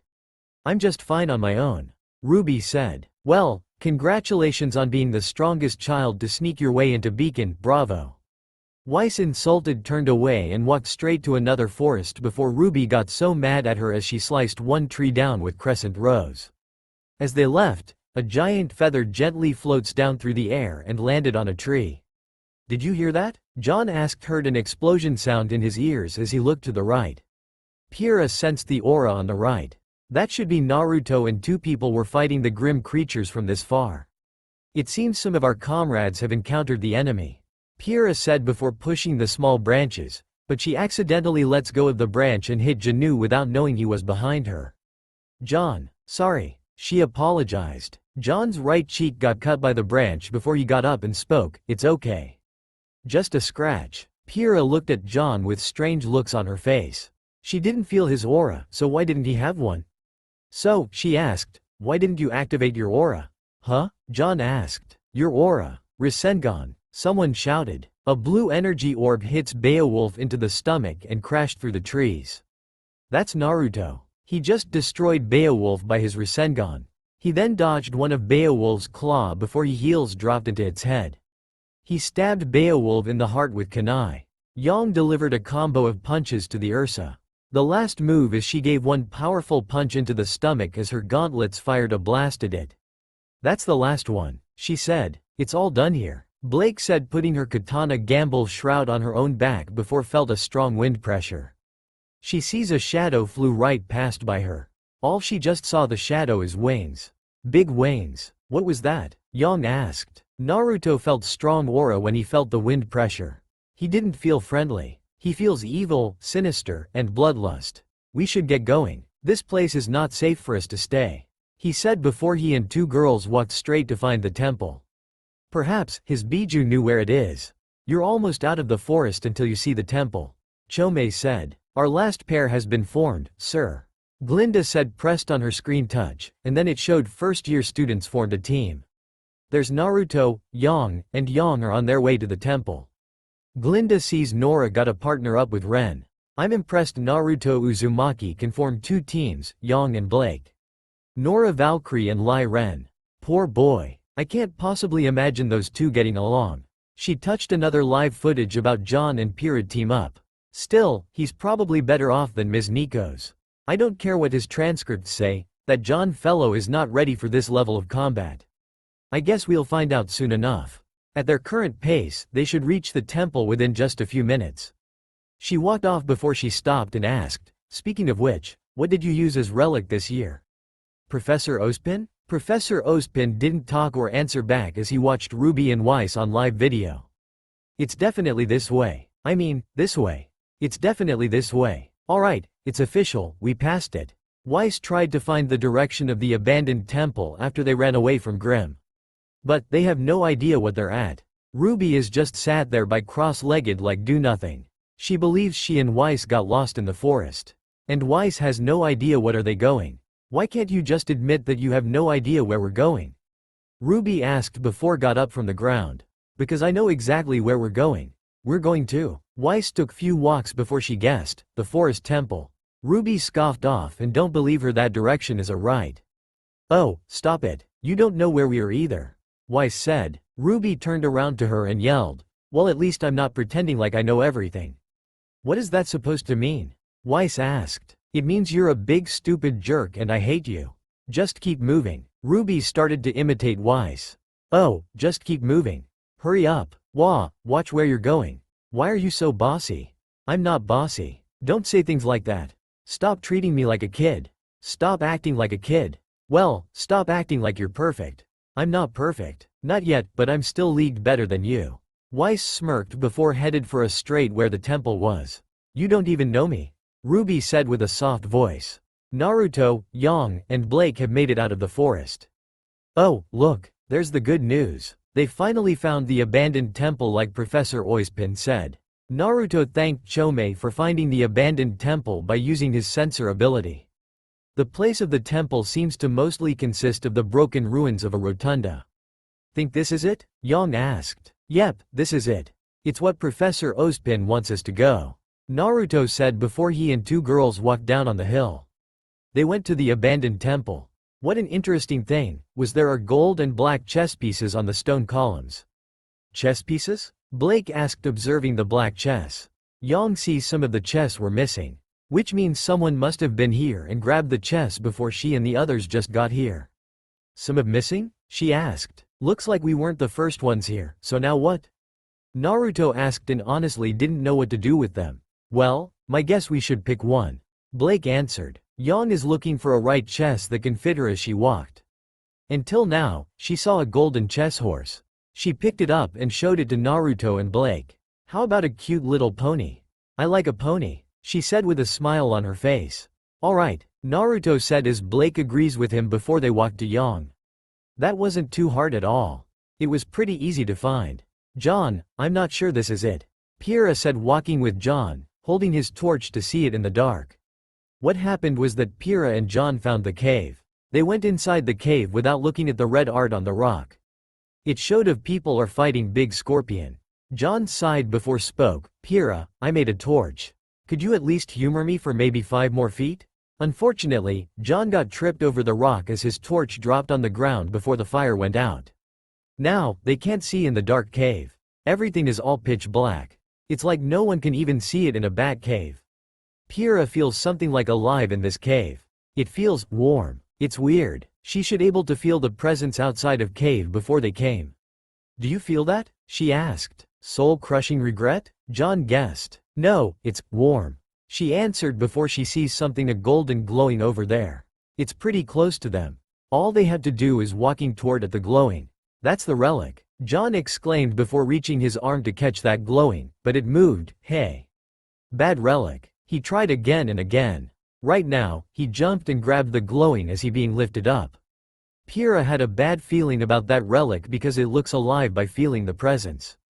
That is not relic before she warned, John. John sees so many of red eyes before. Back to Naruto's group. Naruto and 2 girls heard a girl's scream from far away. Some girls in trouble. Naruto, Blake, do you hear that? Yang asked. Naruto can hear the girls scream from this far. His Biju started to laugh so hard for hearing ridiculous scream because they know who it was. Why are you guys laughing? He asked Biju. You won't believe who scream. It's fucking John. Kurama said can't stop his laughing. Naruto's face went into the priceless expression on his face like anime. That was John's scream. Who would scream like that? Well, he actually did it before because he's afraid of ghosts that made him scream like a girl. Naruto, what should we do? Yang asked. Naruto knows what he and 2 girls are going to do before he spoke. We'll go help. But, someone is screaming from up the sky. He looked it up as 2 girls did it, too. They see flying strange girl with black clothes and red cape, is falling in the sky. It's Ruby. She's falling in the sky. Head up. Ruby screamed so loud as she's about to fall down and hit the ground from that high like a glass. She could get terrible hurt if anyone can save her from the sky. There's one thing that can save falling Red Hood. That will be Naruto. He kneels down a little before jumped very high and goes after falling Ruby. He caught her, but her speed of falls is too fast. It'll make both of them won't slowing down. Not if Naruto can help it. He can use that again which it can land them safely.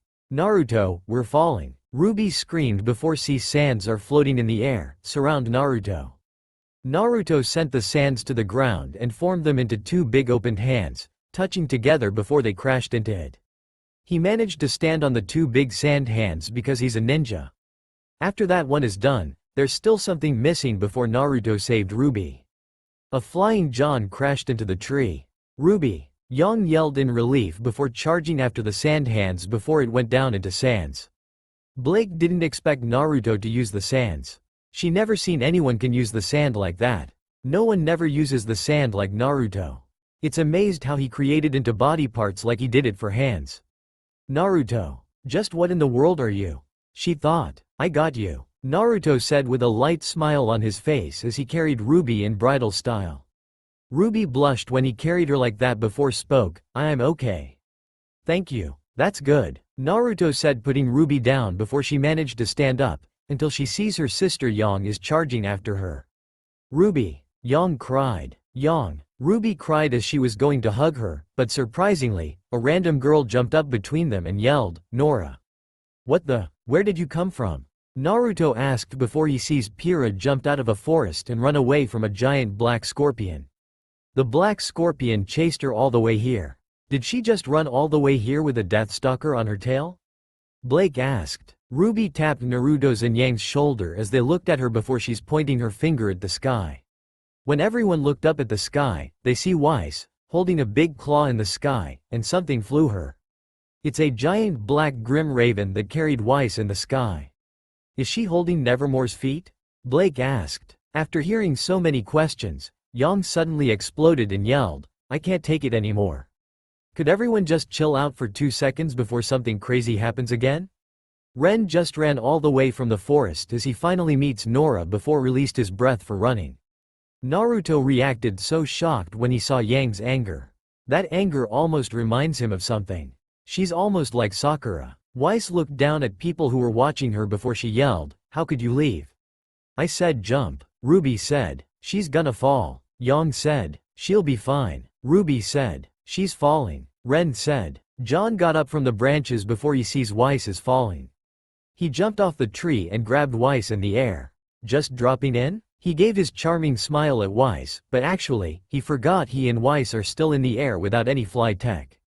John was the first one who fell on the ground. Then, Weiss fell on top of John's back. "My hero," she said in a sulky voice. Naruto was going to help Pira to fight Deathstalker, but he caught her by jumping toward him. "Hey," he said. Hello," Pira said with a blush on her face for being carried by him. She was trying to escape by jumping, but she saw Naruto right in front of her without looking. She didn't mean to do that. "Great, the gang's all here. Now we can die together," Yang said. Ruby turned around at her sister and smirked, "Not if I can help it." Before she charged after the Deathstalker as she held Crescent Rose. "Ruby, wait," Yang yelled. Ruby made a shot bullet from Crescent Rose to boost her speed to hit Deathstalker. But she was hit by its claw. She got up and told everyone she's fine, but she looked back and Scorpion is right behind her. So, Ruby tries to shoot several rounds at it with her Crescent Rose, but didn't hit it before she ran away from it as Grim Scorpion charged after her. "Ruby!" Yang yelled charged after to save her sister Ruby before Deathstalker kills her to death. Ruby ran as fast as she can escape from Deathstalker, but Grim Nevermore is on targeting to her, too. The grim black crow flapped its wing to shoot out of large feathers like shooting an arrow. The feather arrows misattack Ruby, but caught it in her cloak. The other's arrow blocked Yang's way. "This isn't good. We have to help," Pira said before she feels incredible aura to her. A very strong aura. She looked to the right, but Naruto had disappeared. "Ruby, get out of here," Yang yelled. Ruby is trying to pull her cloak out from the feather that stabbed it, but it's too late. She sees the Deathstalker raised its golden stinger above her and strike it down to her. "Ruby!" Yang screamed, letting her sister gets killed by Deathstalker before Red Cloak dashed past her. Ruby closed her eyes as her arms are used to protect herself, waiting for her death until Sting hit her. But now, she didn't feel it never came. She opened her eyes before she's shocked. She cannot believe what she just saw. Naruto is holding the golden sting by bare hands. Noticing this, he wears a short-sleeved red coat with a black flame pattern around the hem. "I won't let you," he said before lifted the grim Deathstalker up into the air and spun it as he throws it to the sky and crashed. "Nevermore, kill my comrades." Ruby's eyes widened before spoke softly, "Naruto." She has never seen him so angry like that before. Until now, she sees him turning around to her. He has yellow, toad-like irides with orange pigmentation around his eyes. "Ruby, what are you doing? Trying to show off until you almost got yourself killed," Naruto said. "I'm not trying to show off. I want Weiss to know," Ruby said before her forehead got poked by Naruto's 2 fingers as he smiled. "You're strong. You don't have to show everyone that you can do it. I know, but that doesn't mean you wanted to prove it to everyone. Because I already know you can do it," Naruto said, offering Ruby a hand to get up before she grabbed his hand and gets up. "Naruto, thank you. I'm sorry for being brainless," Ruby said as she turned around to Yang before she was pulled a hug with her. "So happy you're okay," Yang said before started to looking at Naruto. "Thank you for saving her. She's my precious baby sister. And, why your eyes look like looking at his toad eyes. Since where did he get red coat come from?" "Toad. It's Senin mode, Sage mode," Naruto said. Yang nodded before she went wow. She just saw Naruto carried that giant grim Deathstalker and threw it at Nevermore. What a crazy strength. She'll ask him for sparring later after the test is over. "Guys, that thing's circling back. What are we gonna do?" John asked looking at Nevermore, is back. That grim black bird isn't happy anymore when he got hit by Deathstalker. Weiss walked toward and answered, "Look, there's no sense in dilly-dallying. Our objective is right in front of us." She means the black and golden chess on the columns. She's right. Our mission is to grab an artifact and make it back to the cliffs. There's no point in fighting these things, Ruby said before she sees Weiss smiled at her. "Run and live. That is an idea I can get behind," Janu said. Naruto senses the nature energy that can detect the presence of enemy from far away. There's Nevermore in the sky. However, he sensed Deathstalker is on the way to his direction. "We should get going. The Deathstalker is back and on the way to this place," he said as everyone nodded. Blake is very curious about Naruto's toad eyes that have yellow, toad-like irides with orange pigmentation around his eyes. She saw him lifted the grim Deathstalker up in the air by bare hands.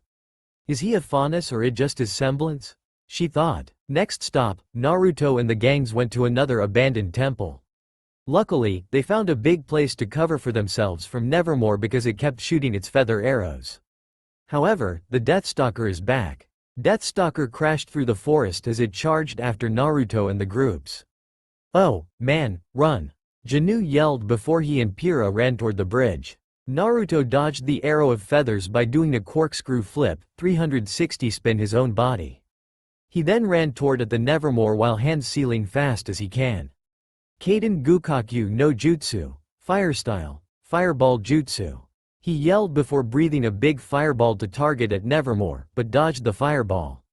"Nora, help Naruto," Ren said as Nora nodded before she went out of the cover. She grabbed her grenade launcher, Magnild, which it's her weapon name. She shoots the grenade, making the Nevermore fly away. So, it won't attack anyone. But while Nora's making Nevermore distract, a Deathstalker sneaked attack without being known before Nora turned around.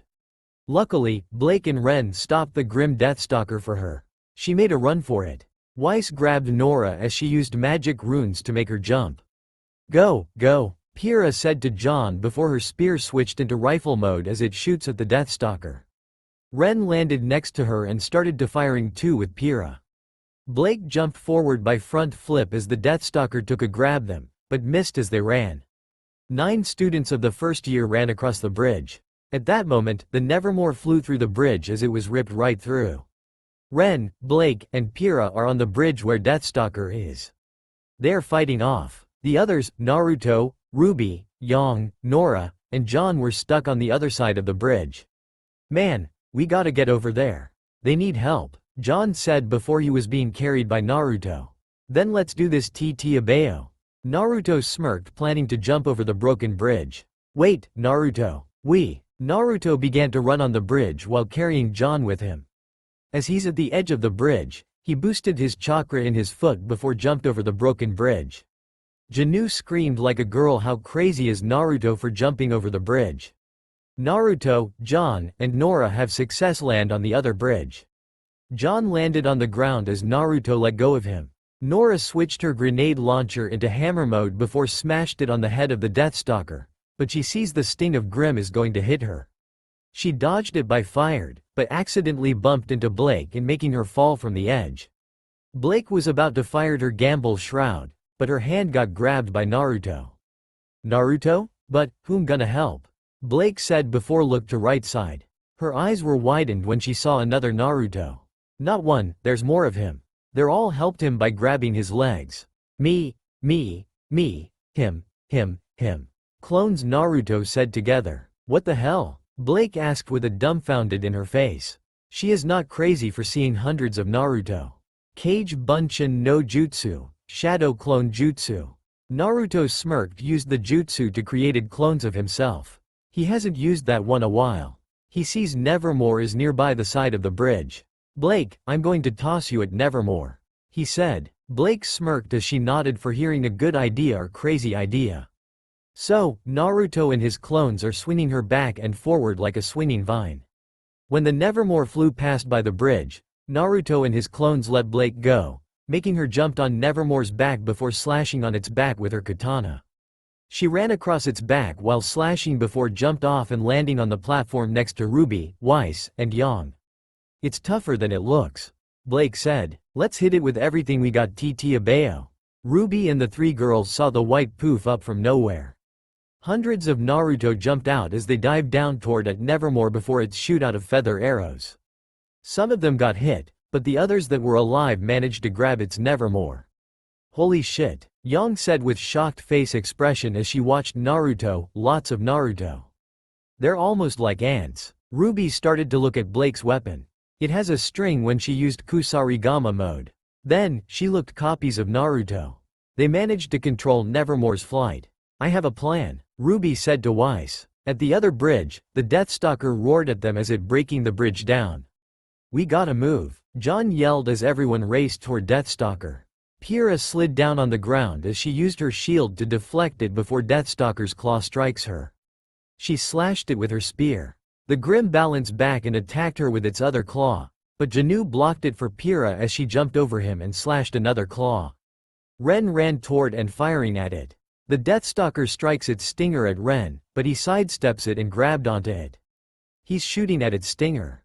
Nora charged forward as her hammer transformed into grenades launcher mode before firing the grenades at it. "Everyone move," Naruto yelled. Pyrrha and the others turned around at him. Their faces were stunned when they looked because Naruto is in the air and holding massive blue energy orb in his palm. So, everyone ran and jumped over the Deathstalker. Senpo Cho Odama Rasengan, Sage Art, Massive Rasengan. Naruto yelled, diving down at Deathstalker and raised his Rasengan up before smashed into it. The Deathstalker roared in painfully as its body is cracking open when Rasengan gave a powerful strike. The massive Rasengan is also breaking the bridge apart as Grim falling into the bottomless. "Wow," Pyrrha said, watched Naruto in amazement. The clones of Naruto made Nevermore crashed into the pillar. "Yeah, how about that?" they asked before they see Ruby is waving at them. "Naruto, head this way," Ruby yelled, pointing at the cliff wall. The clones nodded as the others held the Grim's wings up and down, making its turn and dive down toward at the wall. Yang stood on top of a pillar as she waited for Nevermore to come at her. She jumped into its beak open as she fired rounds into the Crow Grim's mouth. "I hope you're hungry," she yelled as she fired before looking behind her. She jumps back flip as the Nevermore crashed into the cliff. The clones already jumped off, but one of them already strike on its head before vanishing into a white poof. Now, Nevermore's head went super dizzy as its eyes were spin. Weiss slid forward at Nevermore as she jumped and stabbed into its tail, freezing it in a place. She falls back to Ruby's group as Blake fired Gamble Shroud in pistol mode over to the pillar with black rope. Yang caught it and stabbed it into her pillar. Ruby jumped onto it while sitting on Crescent Rose as the black rope stretched back, and Weiss went behind her. She turned her white runes into the black. "Of course, you would come up with this idea," Weiss said. "Think you can make the shot?" Ruby asked. "HMPH. Can I?" Weiss asked. Ruby's face is little worried before asked again. "Can. Of course I can," Weiss yelled. Ruby smiled at Weiss and looked back at the Nevermore as she loaded her rounds in Crescent Rose before launched with such speed that it cracked the ground. She's shooting lots of rounds, making to boost herself towards it Nevermore. Her Crescent Rose caught into its neck and slammed into the wall. Then, Weiss used Myrtanaster and made a line of white runes up the wall for Ruby. Ruby insanely ran along the white runes by firing all the way up. Until she reached the cliff, she fired last shot and sliced the Nevermore's head off in the air. Yang and the others were watched in amazement after Rose killed Nevermore as she stands top of the cliff. "Well, that was a thing," Yang said. "After the initiation is over, everyone is gathered in the assembly area. Russell Thrush, Cardin Winchester, Dove Bronzewing, Sky Lark, the four of you retrieved the Black Bishop pieces. From this day forward, you will work together as Team CRDL, Cardinal. Led by Cardin Winchester," Ospin said as four people walked out of the stage. Now it's Pyrrha, John, Ren, and Nora turns to walk on the stage. John Arc, Lai Ren, Pyrrha Nico, Nora Valkyrie. While Professor Oispin is speaking, Ruby's head looked down on the ground and not watching them. Her face doesn't seem too happy as she remembered what Naruto said to her after the battle is over. Flashback. "Ruby, I want you to have this," Naruto said, handing her a golden horse chess piece. Ruby's eyes were widened in shock expression as she realized she doesn't have one like that. And, Naruto is willing to give her the chess piece. "Naruto, why?" she asked. "Don't ask. It just feel better to give someone if don't want the dream falling apart." "But, what about you? Your dream, didn't you want to become huntsman?" "Yes, following my dream is true. But, abandon my friends, are lower than scum." Ruby was stunned by his word, friends. This is her first time when someone says that like him. Abandoned friends are lower than scum. That means Naruto will be scum if he leaves his friends behind. It's the most emotional moment she ever had. "I'll be fine, Ruby. Don't worry about me, you got your new friends around you. Study hard on your skills. Find a goal, a dream, and don't stop trying until it comes true." Flashback ended. Blake Belladonna, Weiss Schnee, Yang Xiao Long, Ruby Rose. The four of you retrieved the white knight pieces. From this day forward, you will work together as Team RW. Wait, Professor Ospin. Ruby said, raised her hand to stop. What is it, Ruby? Ospin asked. Ruby took a deep breath before spoke. I think Naruto deserved to be picked instead me. Naruto in the back of audience looked at Ruby with shock face. Why? Didn't you want to follow your dream? Ospin said, remembered in the one room where they met. Yes, follow my dream will be my goal. I want to become a huntress, that's true, but I can't. Because, I don't want to abandon my friends as a huntress. If I do, I'll be lower than scum. Ruby said, looked at Naruto in the audience, which he smiled back at her. Ospin was shocked that Ruby is willing to give up for Naruto. By telling her silver eyes, they ain't no joking around. Her voice is truthful. It was amazing when he heard Ruby said, I don't want to abandon my friends. If I do, I'll be lower than scum. Alright then, but you're still in the team because I already decided. I'll make 4 teams into 5. I announce you, Naruto Uzumaki. He'll be joining with Ruby's group. Naruto walked into the stage before Ruby suddenly jumped and hugged him. She was delighted to have him as her teammate. Yay, you're in my team. Woohoo. Ruby smiled. Naruto smiled back to her before hugged her back and spoke, yeah, thank you. He's also got jumped from behind by Yang as she hugged him. Her S pressed against his back. Naruto's face is red when she does that because her S were too soft. Hey, he said with a blush feeling Yang's S. Look like we have Naruto is on our team. I'm so happy we have you. She said as Ruby lets go of Naruto and her face is red that she hugged him surprisingly. From this day forward, you will work together as Team RWUBY. Led by Ruby Rose. Ospin said. Ruby was in shock when she heard she'll be a leader. Wow, Ruby, you're the leader. Naruto said in surprisingly. Yang pulled her sister into a hug and cried, I'm so proud of you. Looks like things are shaping up to be an interesting year. In the morning, there was a white beauty princess sleeping on the bed peacefully. Her name is Weiss. She just finished the initiation a few days ago. She finally got her rest from the days. Her eyes opened slowly, looking at the beautiful sunlight through the window as she gets up. She stretched out her arms in the air before releasing the yawn, but heard a loud whistle blow in her ears as she fell down on the ground. Good morning Team RWUBY. Ruby yelled, jumped down on the ground. What in the world is wrong with you? Weiss asked. Yo, Naruto greeted as he's holding the suitcase. Naruto dressed up. The Beacon Academy uniform consists of black suits lined with gold, accompanied by a blue vest and a white shirt with a red tie. The girls wear a red plaid skirt, and a brown jacket with a tan vest and white shirt with a red ribbon tied at the collar. Ruby also wears her hood with her uniform. Now that you're awake, we can officially begin our first order of business. Ruby said. Weiss got up and swept out the dust that is on her arms before asked, excuse me? Decorating. Yang answered while holding the stuff of her collection, pillow, candles, and other things. What? Weiss shocked. We still have to unpack. Blake said, lifting up her suitcase before it fell open and clean. Weiss's face is not amazed about this. Alright, Weiss, Blake, Yang, Naruto, and their fearless leader Ruby have begun their first mission. Ruby said before raised her fist into the air, Banzai. Banzai, Bankai. Yang, Blake, and Naruto joined together except his word says Bankai because that word is wrong. Bankai? The fuck is that? Kurama asked, doesn't know what hell is Naruto saying word Bankai. Since when did you learn that word from? You know you're in wrong anime, right? That's word is from Blee. Matabi asked knew that word Bankai is a reference to the anime about Soul Reaper. I know that, don't judge me. Naruto replied honestly with red cheeks on him, but hey. It's a homophone. Well, kinda. Which it was Naruto's thought. So, the decoration has begun. Weiss placed a painting of the forest with a red leaf on the wall. Yang placed a poster of a 6 guys called the Achieve Man on her part of the room. Blake is putting the books into the bookshelf. She picked the last book called Ninja of Love.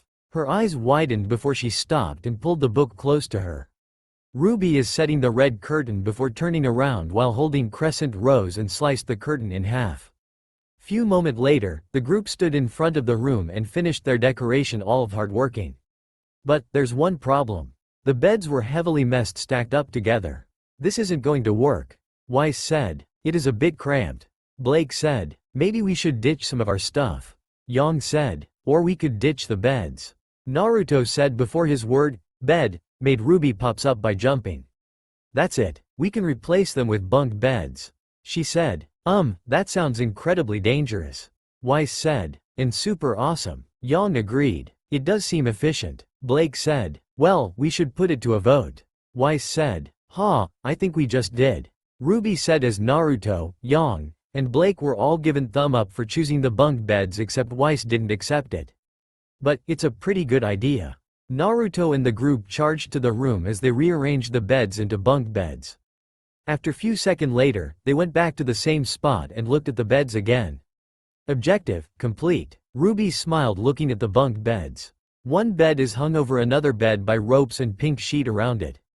The other bed is stacked up with a pile of books top of another bed footboard edge. But, there's something missing because there are 4 beds in here which there are 5 people in this room. Well, I guess I'm sleeping on the floor. Naruto said already got a blanket and pillow in his arms before putting by the wall, so he can just grab them and drop on the ground. Ruby and Yang screamed in same time before Yang grabbed his arm to stop it. Why you don't have to sleep on the ground? You can take my bed instead.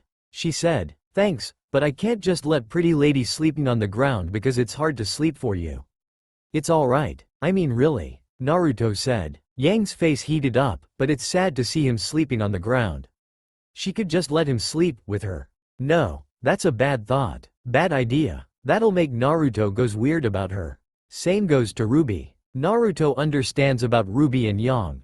They wanted him to sleep one of their beds instead on the ground because he's a friend to them. That's what friend does. Instead sleeping on the ground. I could just sleep another room. He said. What? Yang and Ruby asked in shocked. No, it's not like I'm leaving you girls. I'll just ask Professor Ospin's permission to let me sleep another room that next to your room. He said. Sounds like a good idea, but they won't see him next room.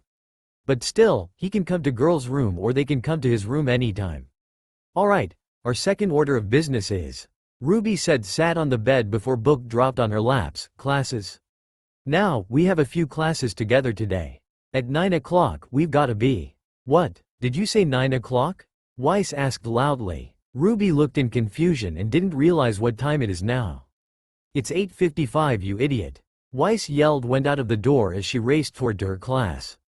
Naruto and his team glance outside of the door, watching Weiss sprints very fast. The other side of the door is Team JNPR which it was John, Pira, Nora, and Ren. They look the same like RWUBY does. TT2, to class. Ruby said sprinted for the class as each 3 people ran with her together. We're gonna be late, John said following sprinting footsteps. Naruto can't believe he's late without realizing having a class time. By the way, going to the class reminds him of his past in his world. That was a ninja academy. Man, it has been so long to learn the academy class since I was 12. He remembered about his sensei Iruka. He has big-hearted and soft-hearted. He and Iruka were eating the ramen together at the restaurant called Ramen Ichiraku. You really miss him, Kurama said. Yeah, I do. He's almost like my father. Naruto smiled. Here we go, the first day of class.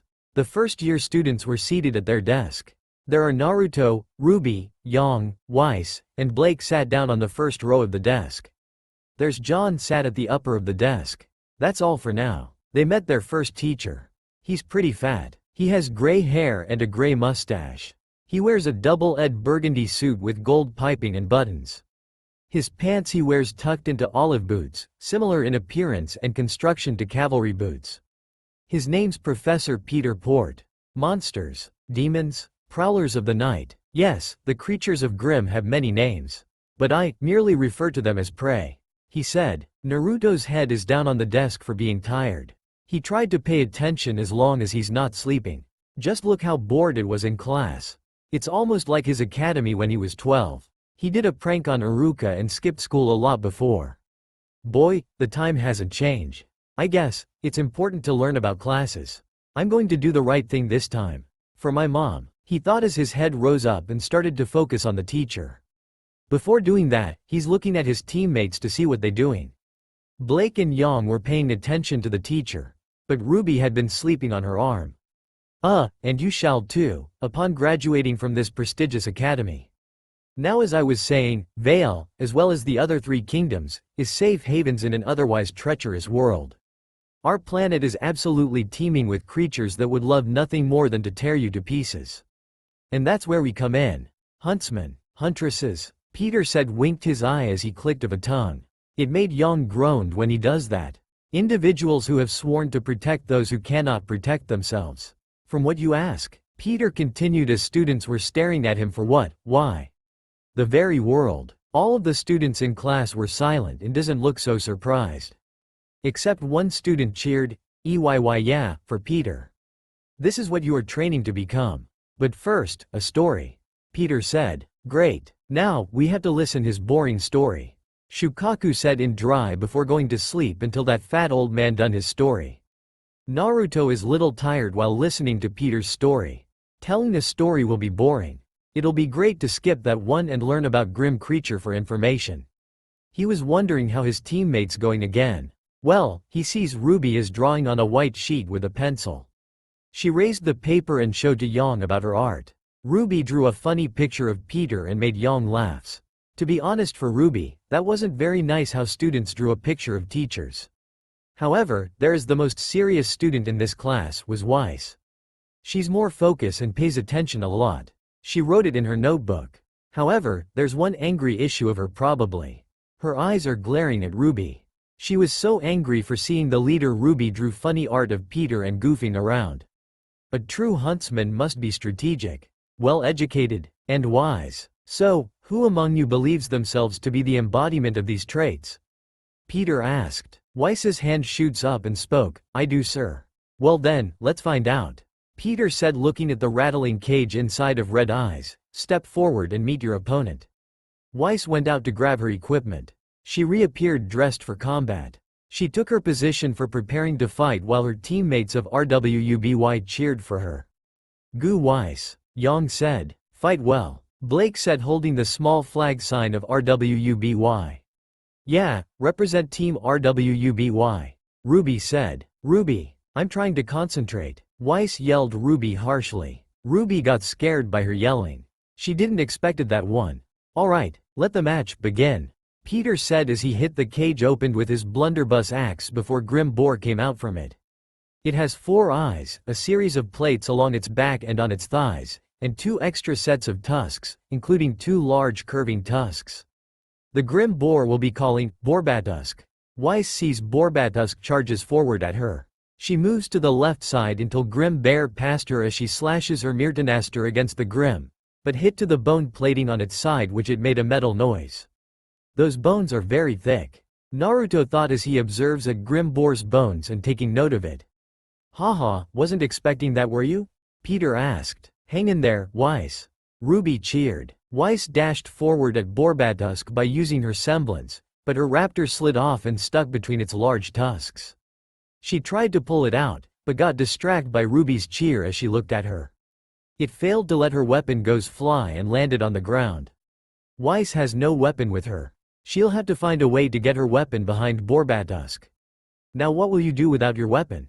Peter asked. Weiss pushed herself up and looked at the boar charges with her frightened eyes. She jumped to the side and running toward for her weapon before Grim will charge her again.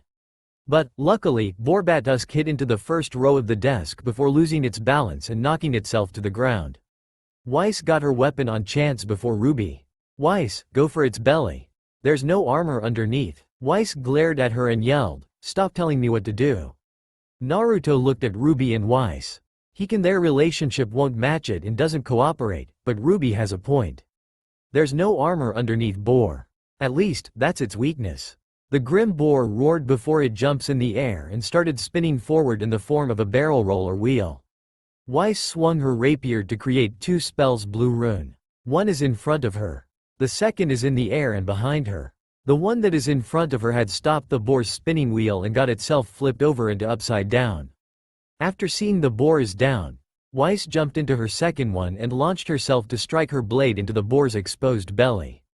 Bravo! Bravo! Peter said. It appears we are indeed in the presence of a true huntress in training. I'm afraid that's all the time we have for today. Be sure to cover the assigned readings and stay vigilant. Class dismissed. Weiss turned around and walked out of a door, ignoring her teammates, mostly Ruby. Ruby looked upset for Weiss, wondering why she yelled at her. Weiss, Ruby called as she went after her in the hallway. Weiss turned around to her and yelled, "What? What's wrong with you? Why are you being? What's wrong with me? What's wrong with you? You're supposed to be a leader and all you've been so far is a nuisance." Ruby scoffed and asked, "What did I do?" "That's just it, you've done nothing to earn your position. Back in the forest, you acted like a child and you've only continued to do so." Weiss answered. "Weiss, where is this coming from?" Ruby asked. "What happened to all the talk about working together? I thought you believed in acting as a team, not a team led by you. I've studied and trained and quite frankly, I deserve better." Weiss said turned away from Ruby. Ozpin made a mistake. Ruby frowned and learned that she wasn't a great leader. Weiss is right about her. She just acted like a child. She turned away to walk the other way, but surprisingly to see Professor Ozpin behind her. Now that didn't seem to go very well. He said, "Is she right? Did you make a mistake?" Ruby asked. "That remains to be seen." Ozpin answered. "What do you mean?" she asked. "I mean it's only been one day. Ruby, I've made more mistakes than any man, woman, and child on this planet. But at this moment I would not consider your appointment to the leader to be one of them. Do you? Being a team leader isn't just a title you carry into battle, but a badge you wear constantly. If you are not always performing at your absolute best, then what reason do you give others to follow you?" Weiss walked outside of Beacon to cool her temperature down. She can't believe it. She got so angry at Ruby for acting a child. And, Weiss should be the one who will be a leader. "Professor Port?" she asked. Peter turned around and looked surprisingly to see his student Weiss. "Ah, Miss Schnee. And to do I owe this fine pleasure? I enjoyed your lecture." "Of course you did, child. You have the blood of a true huntress in you." "You really think so?" Weiss asked. "Most surely," Peter said before seeing Weiss's face doesn't look so happy. Something's troubling you." "Yes, sir." "Dear girl, confess to me your strife." Weiss looked at Professor Port and worried about Ruby as a leader. "Well, I think I should have been the leader of Team RWUBY." She confessed for reclaim to be a right leader instead Ruby. "That's preposterous," Peter said. "Excuse me?" Weiss asked as she glared him. "I believed in Professor Ozpin for many years, and the man's never once led me astray. So you would just blindly accept his decision even after seeing how exceptional I am? With all due respect, your exceptional skill on the battlefield is matched only by your poor attitude." Weiss is angry for her called poor attitude to her skills. "How dare you? I see a girl before me who has spent her entire life getting exactly what she wanted." "That's not even remotely true," Weiss said, folded her arms, "but look at Peter, well, not entirely true."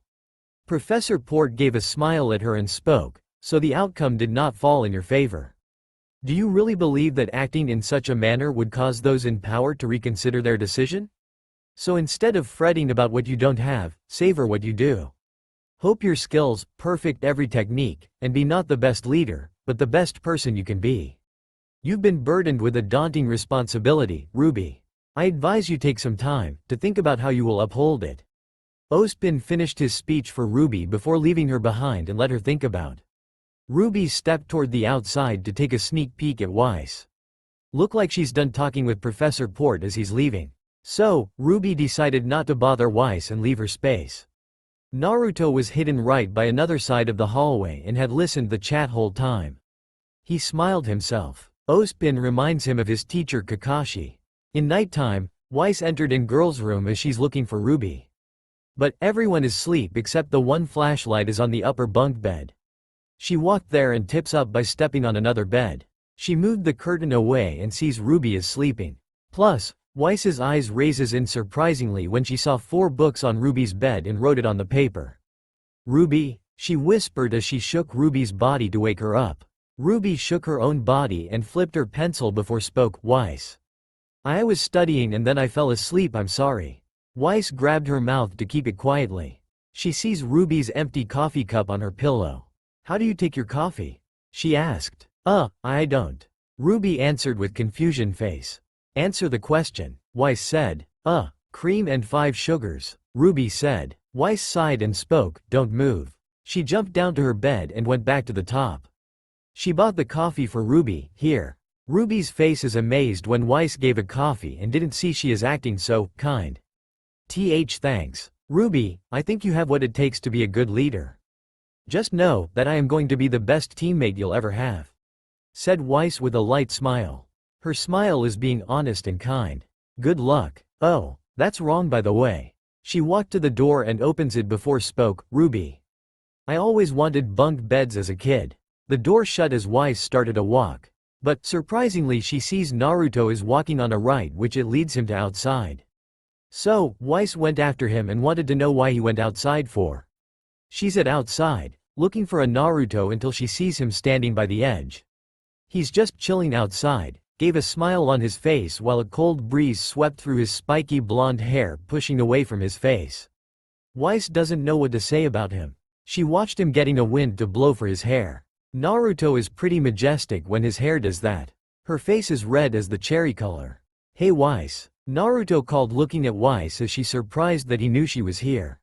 So, she decided to talk to him. Naruto, what are you doing outside? She asked. Naruto put hands on his own head and spoke. I can't sleep, so I decided to take a fresh air. He's looking at Weiss's face. It seems like she apologized to Ruby. What? Weiss asked. I see that you apologized to Ruby by telling your face. Naruto smirked. Weiss blushed little for getting caught by him. She apologized to Ruby and told her she will be the best teammate ever. Also, Ruby was right to be a leader. It was nothing. I mean really. I did, she said before hearing him laughing. Why are you laughing? I'm telling you the truth. Sorry, Naruto said as he stopped his laugh and looked at her. It was very rare that you went there and apologized to Ruby before your first arrival and went super mad at her. What? How? She said. But, I misjudge you. Naruto said as Weiss stopped her word and started to listen to him. Back in the day when I met you, I thought you were just mean and act like a bossy woman. But, I misjudge you again. Right now, you're, well, she asked. Naruto's face is still thinking for he's going to say to her about herself, but he just got a bright thing. You're kind and beautiful. Weiss's face heated up for being called beautiful by Naruto. She could feel a pounding of her heart as she touched her own chest. Where is this coming from? She asked. Like I just said, you're kind and beautiful. That's all Abayo. Naruto smiled before looking at the broken moon. You know, Weiss. Ruby's our team leader. I believe she's going to do it and reach her dream. However, we'll have to support her as teammates. Being a huntress or huntsman is a lot of different. It's not just a game. It wasn't about a being what you become. You had to be prepared to face your life. All have you to do is to protect the people as much as you can before Grim does. You got to make sure everyone is safe. Sacrifice yourself, that will make everyone is safe. Ruby's goal is almost same as mine. I want to become a huntsman. I want to protect the people that close to me and precious to me. Never forget your friends. Never lose your friends. He remembered he lost his friend, Neji. He died in the 4th Shinobi War, which his heart was broken. Weiss just lost her words. She just stared at her teammate and listened to his speech. Her tears were dropped for real. She never knew that one is coming. Naruto? She said. Sorry about my long speech. I was hoping, Naruto said, but got interrupted. No, it's okay, Naruto. Weiss said. I like it. She will remember losing the friends that put her in mind. Thank you, Weiss. Naruto smiled. We should go back and get sleep. The class will start tomorrow. Alright, and Naruto. What's up? Thank you. Next day, in the classroom. What are you doing? Yang asked, watching Naruto use the chair as his booster to get him tall. He put the eraser board open slide as he closed to make it tighter before quickly put the chair back. No way, Ruby said as she knows what Naruto doing. Are you crazy? You're gonna make yourself into trouble. Weiss said. So? It's teacher's fault for being late at class. Naruto said with no expression but smile. He hasn't pranked to his teacher for a long time. Right now, he has to wait until a teacher will come to that door. Then, the eraser board will fall down onto its head. Actually, he did it to Kakashi for being late. Can't wait to see this. Yang smirked before seeing the door is open. Someone's coming. Her face is exciting and can't wait who the teacher was. Blake doesn't mind for watching how it pranks goes. Ruby watches the eraser board falling until someone opens the door widely. Weiss covered her face with her hands to hide for herself. She can't believe her fifth teammate Naruto is doing the prank on the teacher. When the teacher opened the door, the eraser dropped onto its head and stuck on it. Ruby and Yang tried not to laugh, but they realized that teacher was. Everyone were all silent.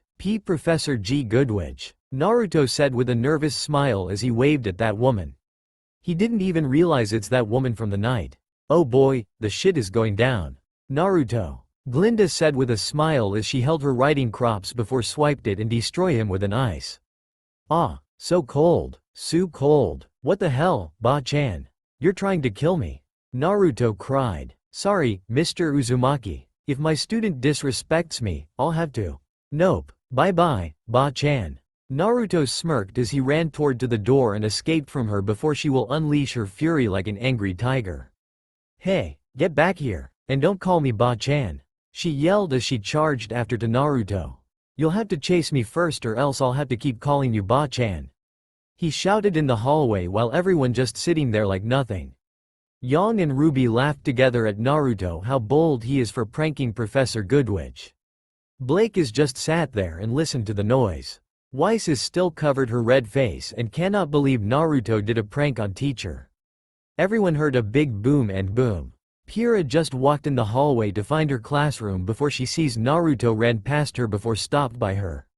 Her face is a priceless expression, having no idea why is he running. His face is sweating and red. Naruto, why are you? Before she said that, there's the reason why Naruto is running.